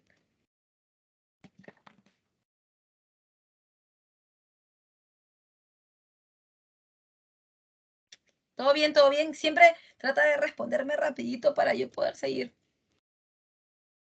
Dedito arriba, si todo bien. Todo bien, todo bien, todo bien.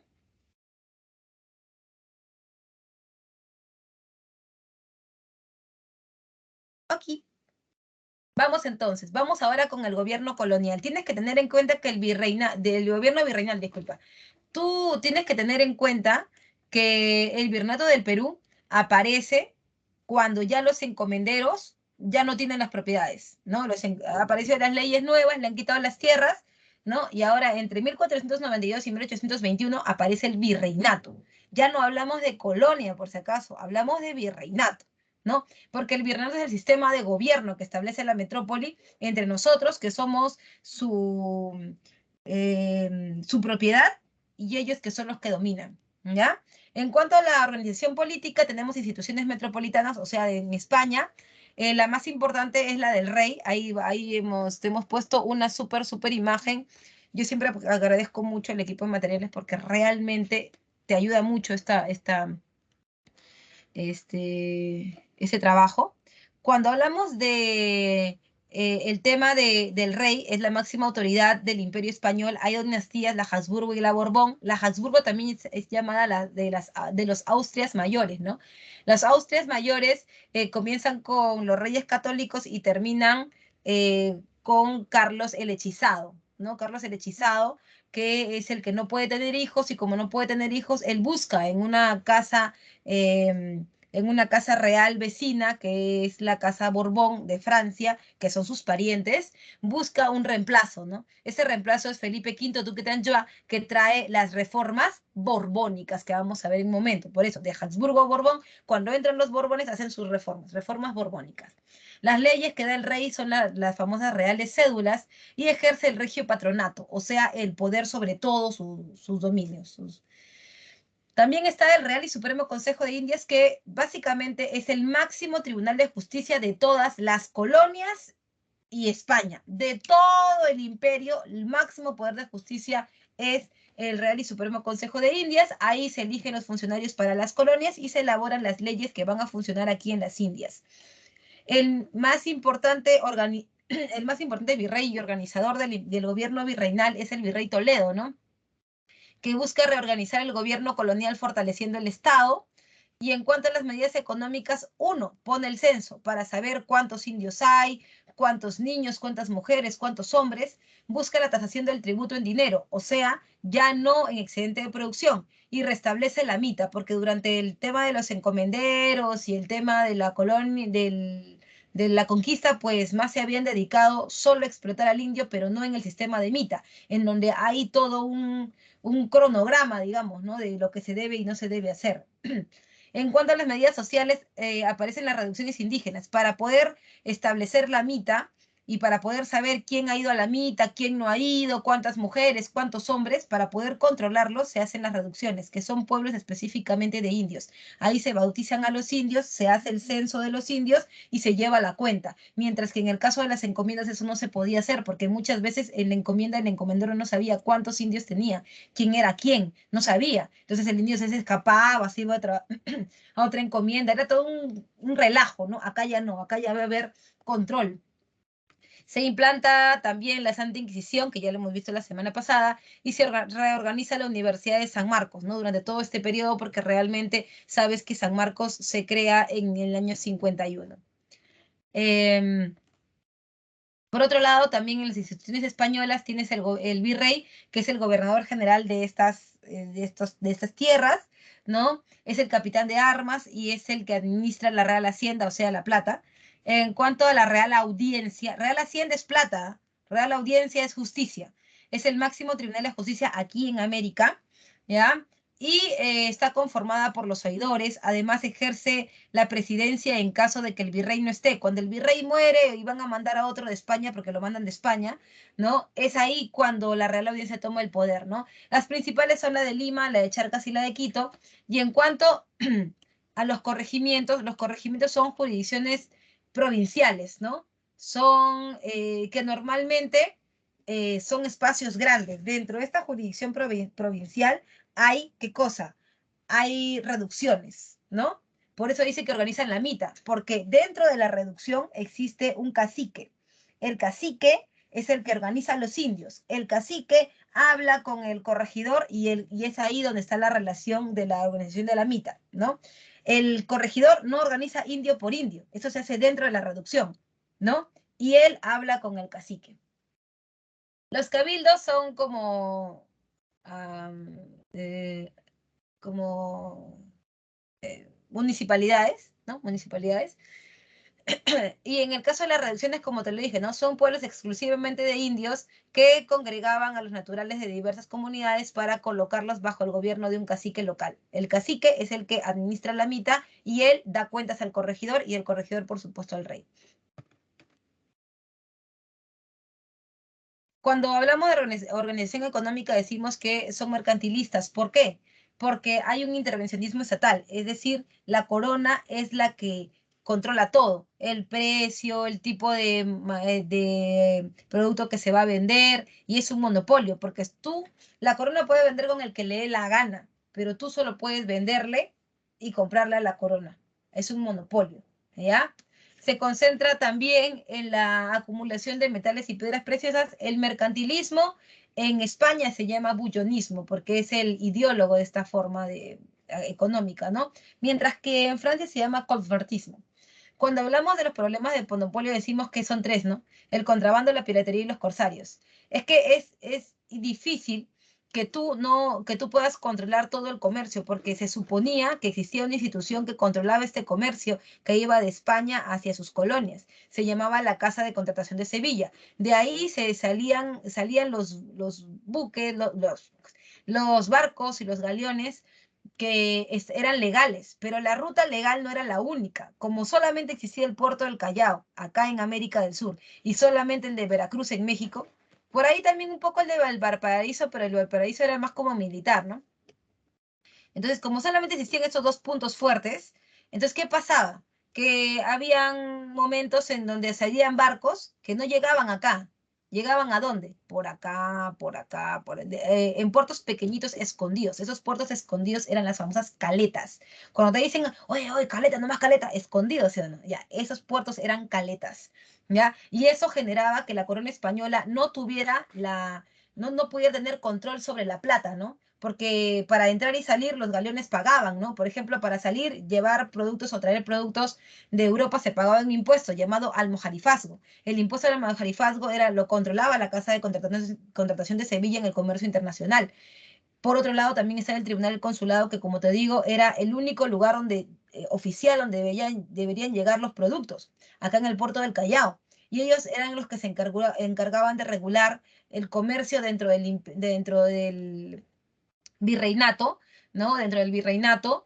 Y dentro del virreinato, dentro de acá, se pagaba otro impuesto, o sea, de aduanas, ¿no? Por desembarcar, se pagaba el impuesto de alcabala.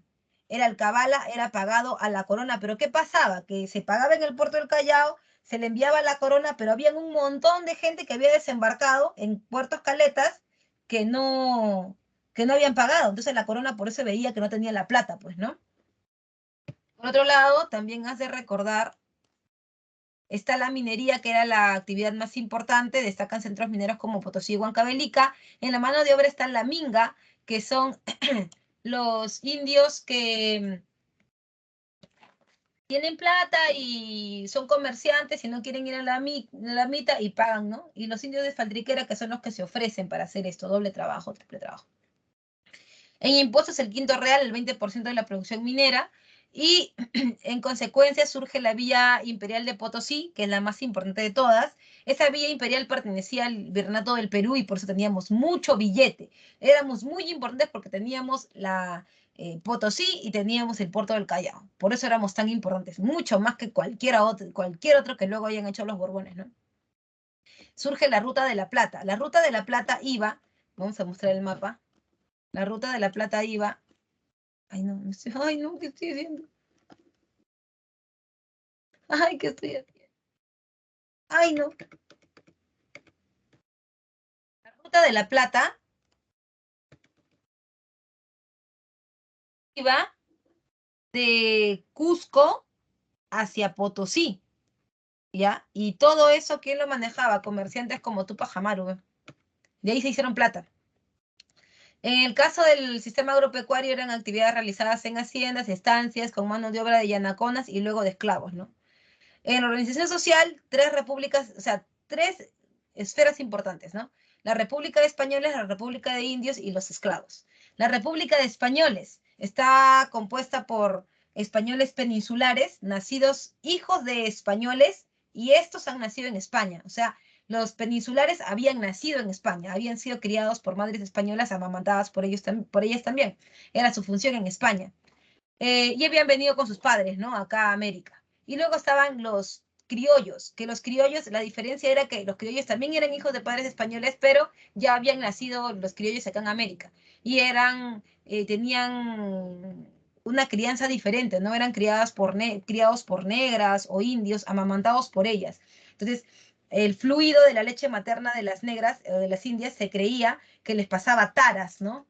Que los dejaba muy parecidos a los naturales de acá y que eran inferiores entonces a los españoles, porque inclusive la negra para que debe amamantar tiene que tener hijos pequeños, ¿no? O sea, el criollito, el hijo de españoles, criado por una negra o por una india, era hermano de leche de un negro, era hermano de leche de un indio. Entonces no era visto como lo mejor, ¿no? Los indios también pueden ser de dos tipos, indios de la nobleza o indios del común o también llamados forasteros. Los indios de la nobleza eran indios que venían de panacas reales, ¿no? Panacas de provincias, y ellos mantenían su estatus. Ellos eran llamados los indios nobles o curacas, ¿no? Ellos no mitaban, no tributaban, vivían mejor que los demás, ¿no? Y los indios de cédula, o también llamados forasteros, o también llamados indios del común, eran los hatunrunas, ¿no? Los que tenían que imitar, si muere, muere, ya déjalo por ahí, tíralo, ¿no? Porque no cuestan nada.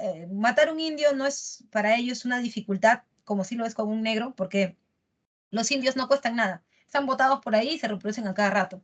¿no? Entonces ellos son los indios del común, los que emitan y tributan.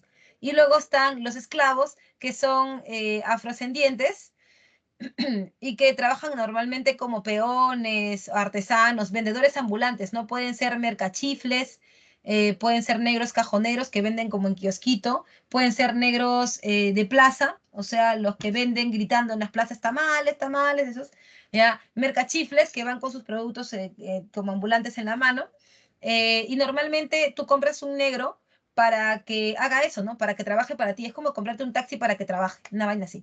¿No? Y profesora, ¿qué? ¿Salían a la calle? Sí, los negros salían con sus productos en las calles a vender, ¿no? Y luego en la tarde ya regresaban a la casa y te pagaban, te daban, ¿no? Te daban lo que habían ganado y ellos también se quedaban con un porcentaje de lo que vendían, era inclusive algunos para volverlos libertos, o sea, para que compren su libertad. Claro que eso nunca pasaba, ¿no? Pero unas cuantas veces podías tener ahí por ahí algo, ¿no? Profesora, ¿por qué no se escapaban? Porque Lima estaba amurallada, pues Lima era como un feudo, pues, ¿no? Estaba amurallado, tenía 10 puertas y todo el mundo sabía de quién era de ese negro, ¿no? Nadie se lo robaba acá. En cuanto a las castas, surgieron de las combinaciones de los diferentes grupos raciales y vivían bajo prejuicio de ilegitimidad. ¿Qué significa? Son combinaciones, ¿no? Las combinaciones legalmente no están permitidas en el virreinato, ¿no? Las combinaciones son cosas que se dan fuera de la ley. Hay algunas que son más comunes, como el caso del mestizo, que es el hijo del blanco y la india, por favor. Mestizo no es lo mismo que criollo. Criollo es hijo de españoles, es hijo de blancos, solo que ha tenido la mala suerte de nacer acá. Pero en el caso del mestizo, él sí es el hijo de un indio o una india con un blanco, ¿ya? Sale marroncito, pero ya no tan marroncito, ¿no? Sale menos. La mulata o el mulato es el hijo del blanco, la combinación de un blanco con una negra, ¿no? Es el mulato como Fray Martín de Porres, por ejemplo. Y la combinación, la que menos, ya, bueno, las demás se pueden dar, ¿no? Ya, bueno, se les escapó. Pero la que estaba prohibida en el virreinato también en el papel era el de un negro con una india. ¿Por qué? Porque salía un sambo y era lo peor, lo inferior. Dos inferiores juntos, pucha, ya que estamos en el subsuelo ya, ¿no? Eso era. Ya vamos a seguir avanzando rapidito porque si no se nos acaba el tiempo. Ay, no. Ay, luego está la educación colonial, esta es básicamente elitista, manejada por la Iglesia Católica, impartida por las órdenes religiosas, sobre todo los jesuitas, memorista y con niveles, sin niveles claramente establecidos, ¿no? La enseñanza formalizada es solamente para los hombres de élite. Cuando hablamos de hombres de élite decimos indios y españoles, o blancos, indios y blancos, porque puede ser también criollos, indios y blancos nobles, ¿ya? Nobles. Ahí tienes la enseñanza de primeras letras, en donde aparece la escritura y la lectura, los estudios menores, que son gramática, retórica, aritmética, latín, muy griega la cosa, y los estudios superiores, ¿no? Que son estudios universitarios, sobre todo de derecho y de teología, con acceso a grados de bachiller y licenciado. En las universidades, recuerda que solamente van los blancos a las universidades al principio, luego poco a poco se van a ir incorporando los demás. Destaca la Real Universidad de la Ciudad de los Reyes del Perú, también llamada la Universidad de Lima, o también ahora llamada la Universidad San Marcos, fundada por Fray Tomás de San Martín en el 51. Ahora, también existen los colegios mayores. ¿Qué son los colegios mayores? Son residencias estudiantiles donde se impartían algunas lecciones que complementaban la enseñanza de la jurisprudencia, ¿no? Ahí sobresalían el Colegio San Felipe, San Pablo, San Martín, San Pedro, el Colegio Real. La educación que no era una educación formal era impartida en las casas o también en los gremios. En las casas para las mujeres, sean o no de élite, solo las mujeres no se educan nunca en ningún lado, solamente en su casa o en la iglesia, ¿no? En las parroquias. Y los gremios eran lugares donde se aprendía a ser zapatero, costurero, carpintero, ¿no? Y ahí llevaban a los indios pobres, ¿no? Ya sabes qué, quiero que mi hijito aprenda a hacer, que tenga algún oficio, ¿no? Ya carpintero, tú lo mandabas donde el maestro y el maestro lo tenía ahí, tú pagabas, ¿no? Y el maestro lo tenía ahí, él aprendía y ya tenía el oficio, ¿no? Y luego ya podía vivir de eso. Los que más poder tenían eran los maestros plateros, ¿no? Los que trabajaban la plata. En la Iglesia Católica Virreinal tienes el clero secular, que son la población laica, y el clero regular son los que se han metido en monasterios y conventos. En órdenes religiosas, los más importantes, los dominicos, que son la primera orden, y los franciscanos, que llevan sus misiones a la selva central, ¿no? Después lo vamos a ver. Y los jesuitas, bueno, ¿no? Que son los que van a controlar la educación en el Perú hasta la llegada de los Borbones. La Inquisición, ya la habíamos visto, tiene su funcionamiento a partir del 70 bajo la dirección de los dominicos, y ya habíamos visto esto también en Historia Universal, así que no nos vamos a detener mucho en la... Ah, ya.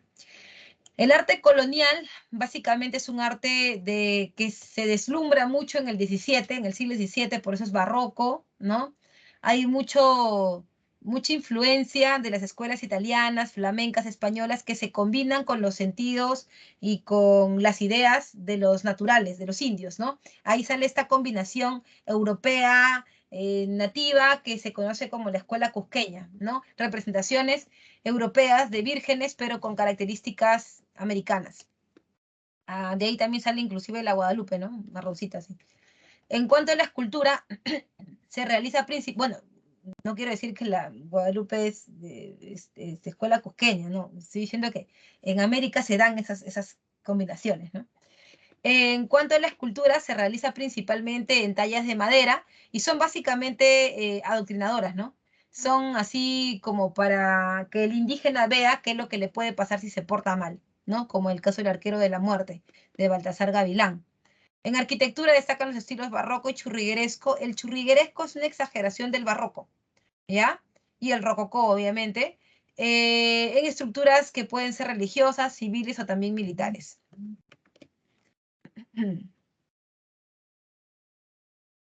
Bien, ¿hasta ahí hay alguna pregunta, alguna duda, alguna consulta? Porque ya vamos a entrar a la última parte. No, no. San Marcos es una universidad. El Colegio Mayor es un lugar donde se van a impartir clases que van a complementar las clases de la universidad, ¿no? Como una academia aparte, digamos, ¿no? Que hay ciertos temas que no se tocan en la universidad que los tocan ahí. La minga es el trabajo de los indios que no, o sea, que no cumplen mita. Hay indios que tienen plata, que son comerciantes, algunos son plateros, por ejemplo, tienen la ruta de Tupac Amaru, no quieren imitar y pagan. Un indio es de minga, ¿no? Un indio que no trabaja, que paga.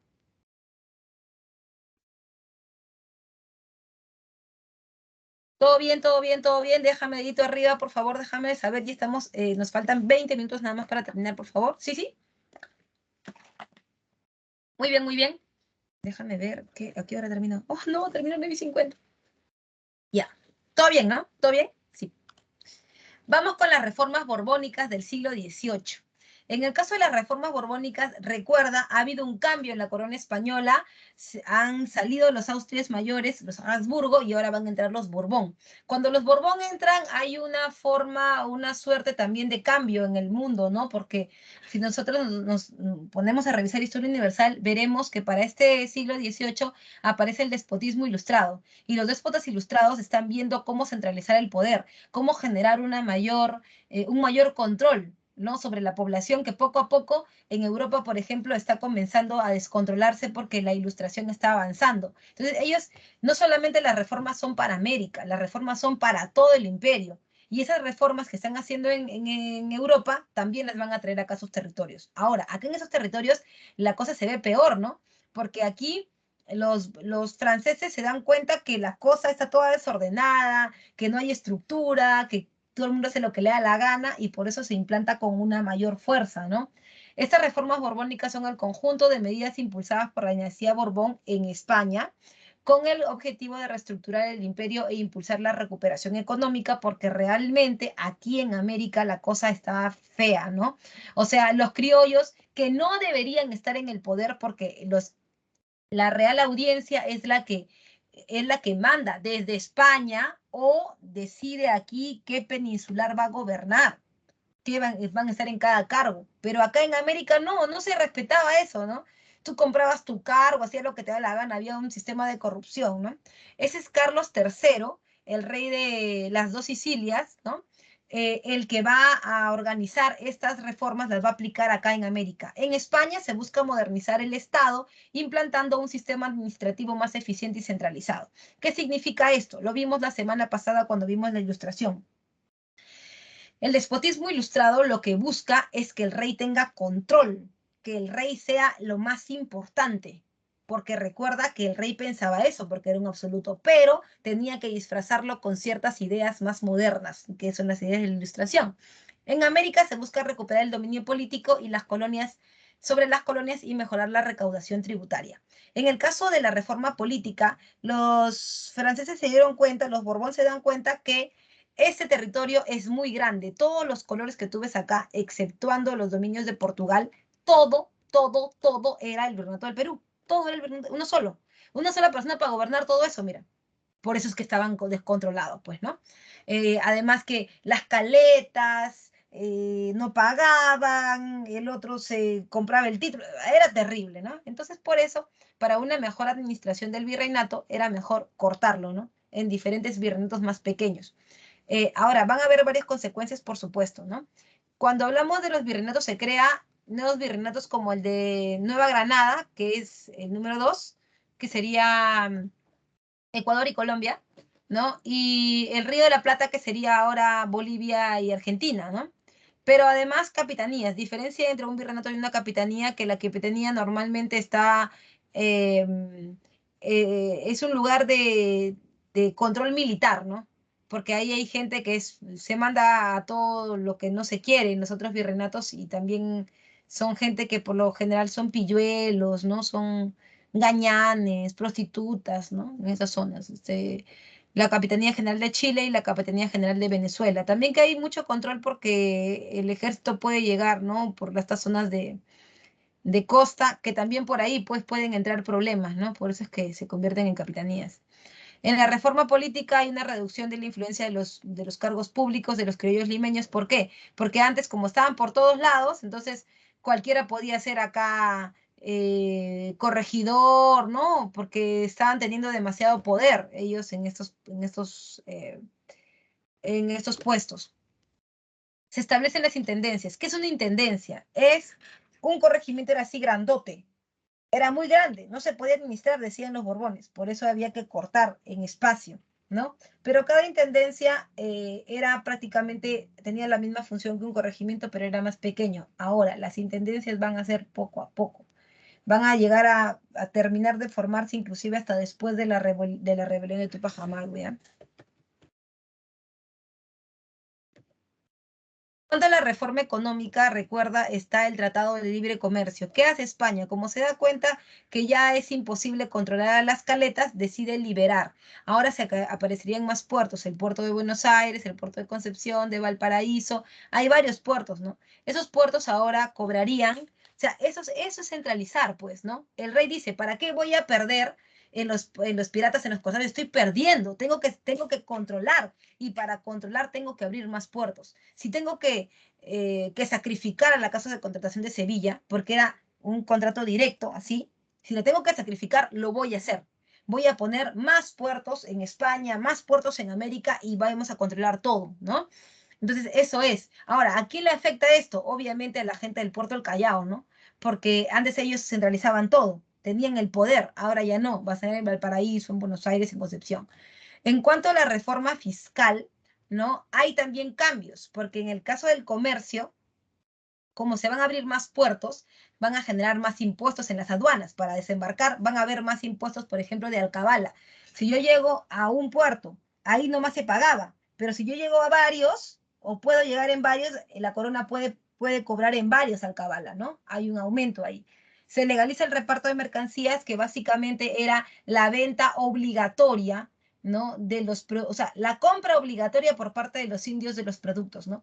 Muchos corregidores que ya prácticamente no tenían chamba porque se estaban acabando los corregimientos, a la salida de las mitas obligaban a los indios a comprarles productos. ¿No ves que el puerto del Callao prácticamente ya tenía mucha competencia, se les quedaban los productos? Y la corona española le dijo, ya bueno, para compensarte entonces puedes vender a los indios. Como también los corregidores eran comerciantes, pero también controlaban la mita, cuando los indios salían de la mita salían con plata porque se le pagaba la mita para que ellos pudieran pagar también el tributo. Entonces, los corregidores terminaban por enyucarle, digamos, ¿no? Los productos que no vendían. Y los indios tenían que pagarlo. Ahora, el problema era que el indio No tenía plata para pagarlo muchas veces, ¿no? Entonces le decía, ya te pago, pues no, haces otra mita, pero esta vez ya no para la corona, sino para mí.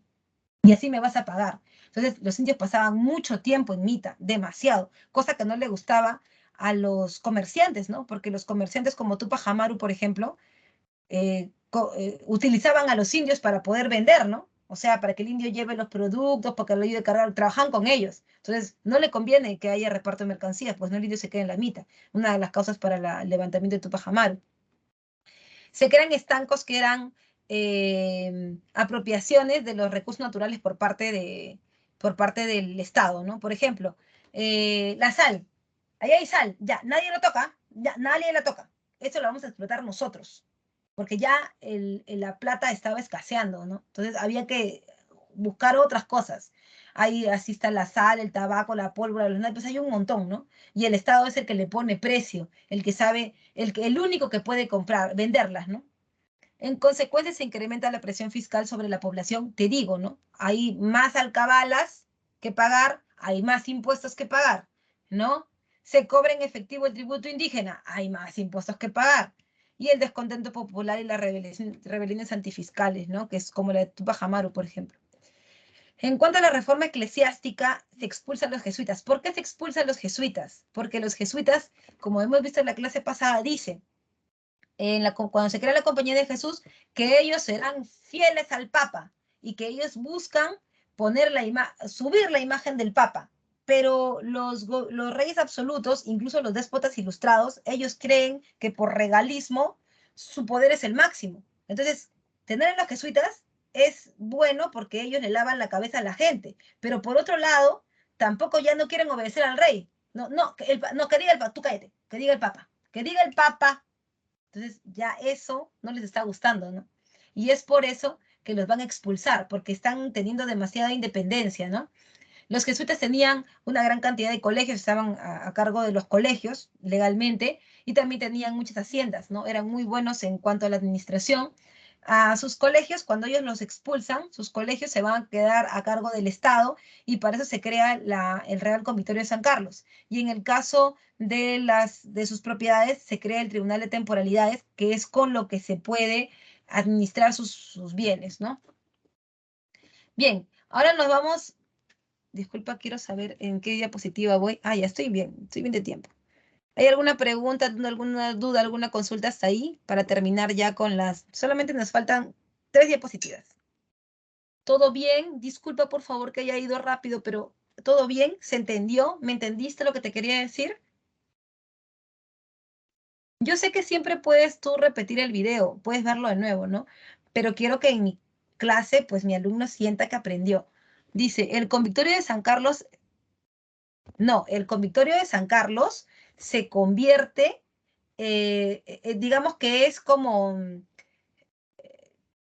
la institución en lo que se han convertido los colegios de los jesuitas. Los jesuitas controlaban colegios mayores, colegios menores, ¿no? Controlaban todo. Entonces, cuando ellos se los expulsan, ¿qué hacemos con estos colegios? Dicen, no, llevamos a otro, va a ser por las puras. Mejor nosotros vamos a controlarlo de mejor manera. Y le cambian el nombre, los juntan todos y los cambian el nombre y le ponen Real Convictorio de San Carlos, ¿no? Que ahora va a ser propiedad del Estado. ¿Ya? En cuanto a las insurrecciones andinas del siglo XVIII, hay dos importantes. La de Juan Santos Atahualpa, disculpa acá, la de Juan Santos Atahualpa, ¿ya? ¿Qué pasó aquí? Y la de Tupac Amaru II, ¿ya? En el caso de la de Juan Santos, él se va a rebelar en contra de las misiones franciscanas. ¿Por qué? Porque llegan las misiones llegan las misiones a la selva central, ¿ya? Y cuando los jesuitas estaban por allá, todo era bien, ¿no? Porque los jesuitas tenían una forma de tratar al indio bien bacán, ¿no? Bien ilustrada. Y el indio y el negro se sentían piola con ellos, ¿no? Porque los trataban bien, les daban su comida. Claro que eso era para que se sintieran bien bacán y luego trabajaran bastante para los jesuitas y por eso tenían todo lo que tenían, ¿no? Pero los franciscanos vieron esta oportunidad y también querían, pues, ¿no? Ellos fueron a explotar al indio, diferente al jesuita. El jesuita también se aprovechaba de él, pero era más bonito, pues, ¿no? Entonces, cuando llegaron los franciscanos fueron mandados por el Estado y dijeron, ya, quedan mitad. Y los franciscanos los mandaban a sacar sal. Por eso la insurrección de Juan Santos es en el gran pajonal Cerro La Sal, ¿no? Y los franciscanos los trataban mal, encima los querían evangelizar, los indios no querían, además ya venían los indios como adoctrinados antes por los jesuitas, ¿no? Como Juan Santos, que hablaba 24 dialectos selvícolas, con eso pudo hacer alianzas con otras tribus de la selva para votar a los franciscanos que eran unos abusivos, ¿no?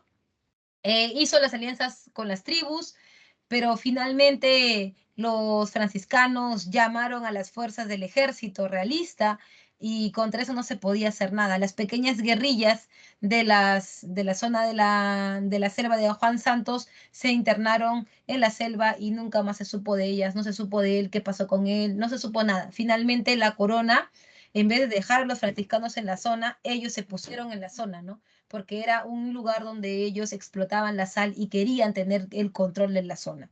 Por otro lado, también está la rebelión de Tupac Amaru II, y en este caso su rebelión buscaba varias cosas, ¿no? Entre las cosas tiene la explotación a través de la mitad de Potosí, ¿no? ¿Qué pasaba? Que como tú sabes, las reformas habían roto, ¿no? Habían roto esto. Cuando tú querías antes, querías comerciar desde España hasta el Virreinato del Perú, era almojarifazgo, ¿te acuerdas? ¿Por qué? Porque era un impuesto que se grababa a todas las compras y ventas fuera del virreinato. Ya pues, pero ahora este es el Virreinato del Perú y este es otro virreinato.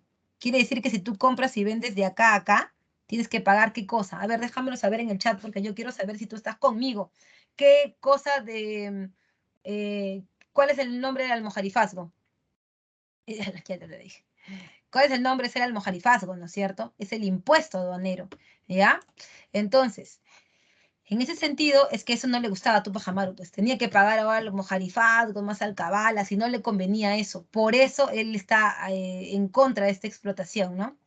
Los repartos de mercancías no le convenían, ya te lo he explicado por qué, porque el indio se quedaba mucho tiempo en la mitad. Aumentan los gravámenes, hay más almojarifazgos, hay más alcabalas, ya, porque antes para ir de una provincia a otra tú no pagabas nada, ¿no ves que eran tan grandes los corregimientos que de una ciudad a otra seguías allá adentro, no pagabas nada? Pero ahora vas a pasar de una ciudad a otra, es pasar ahora de una intendencia a otra. Para pasar de una intendencia a otra, dentro del virreinato tengo que pagar alcabala. Una, dos, tres, cuatro, es mucho. Por eso no quiere las reformas. No es que no quiera al rey, por si acaso. Él ama al rey. Lo quiere, pero no quiere sus reformas. Por eso él se dice insurrecciones andinas son antifiscales. ¿Ya?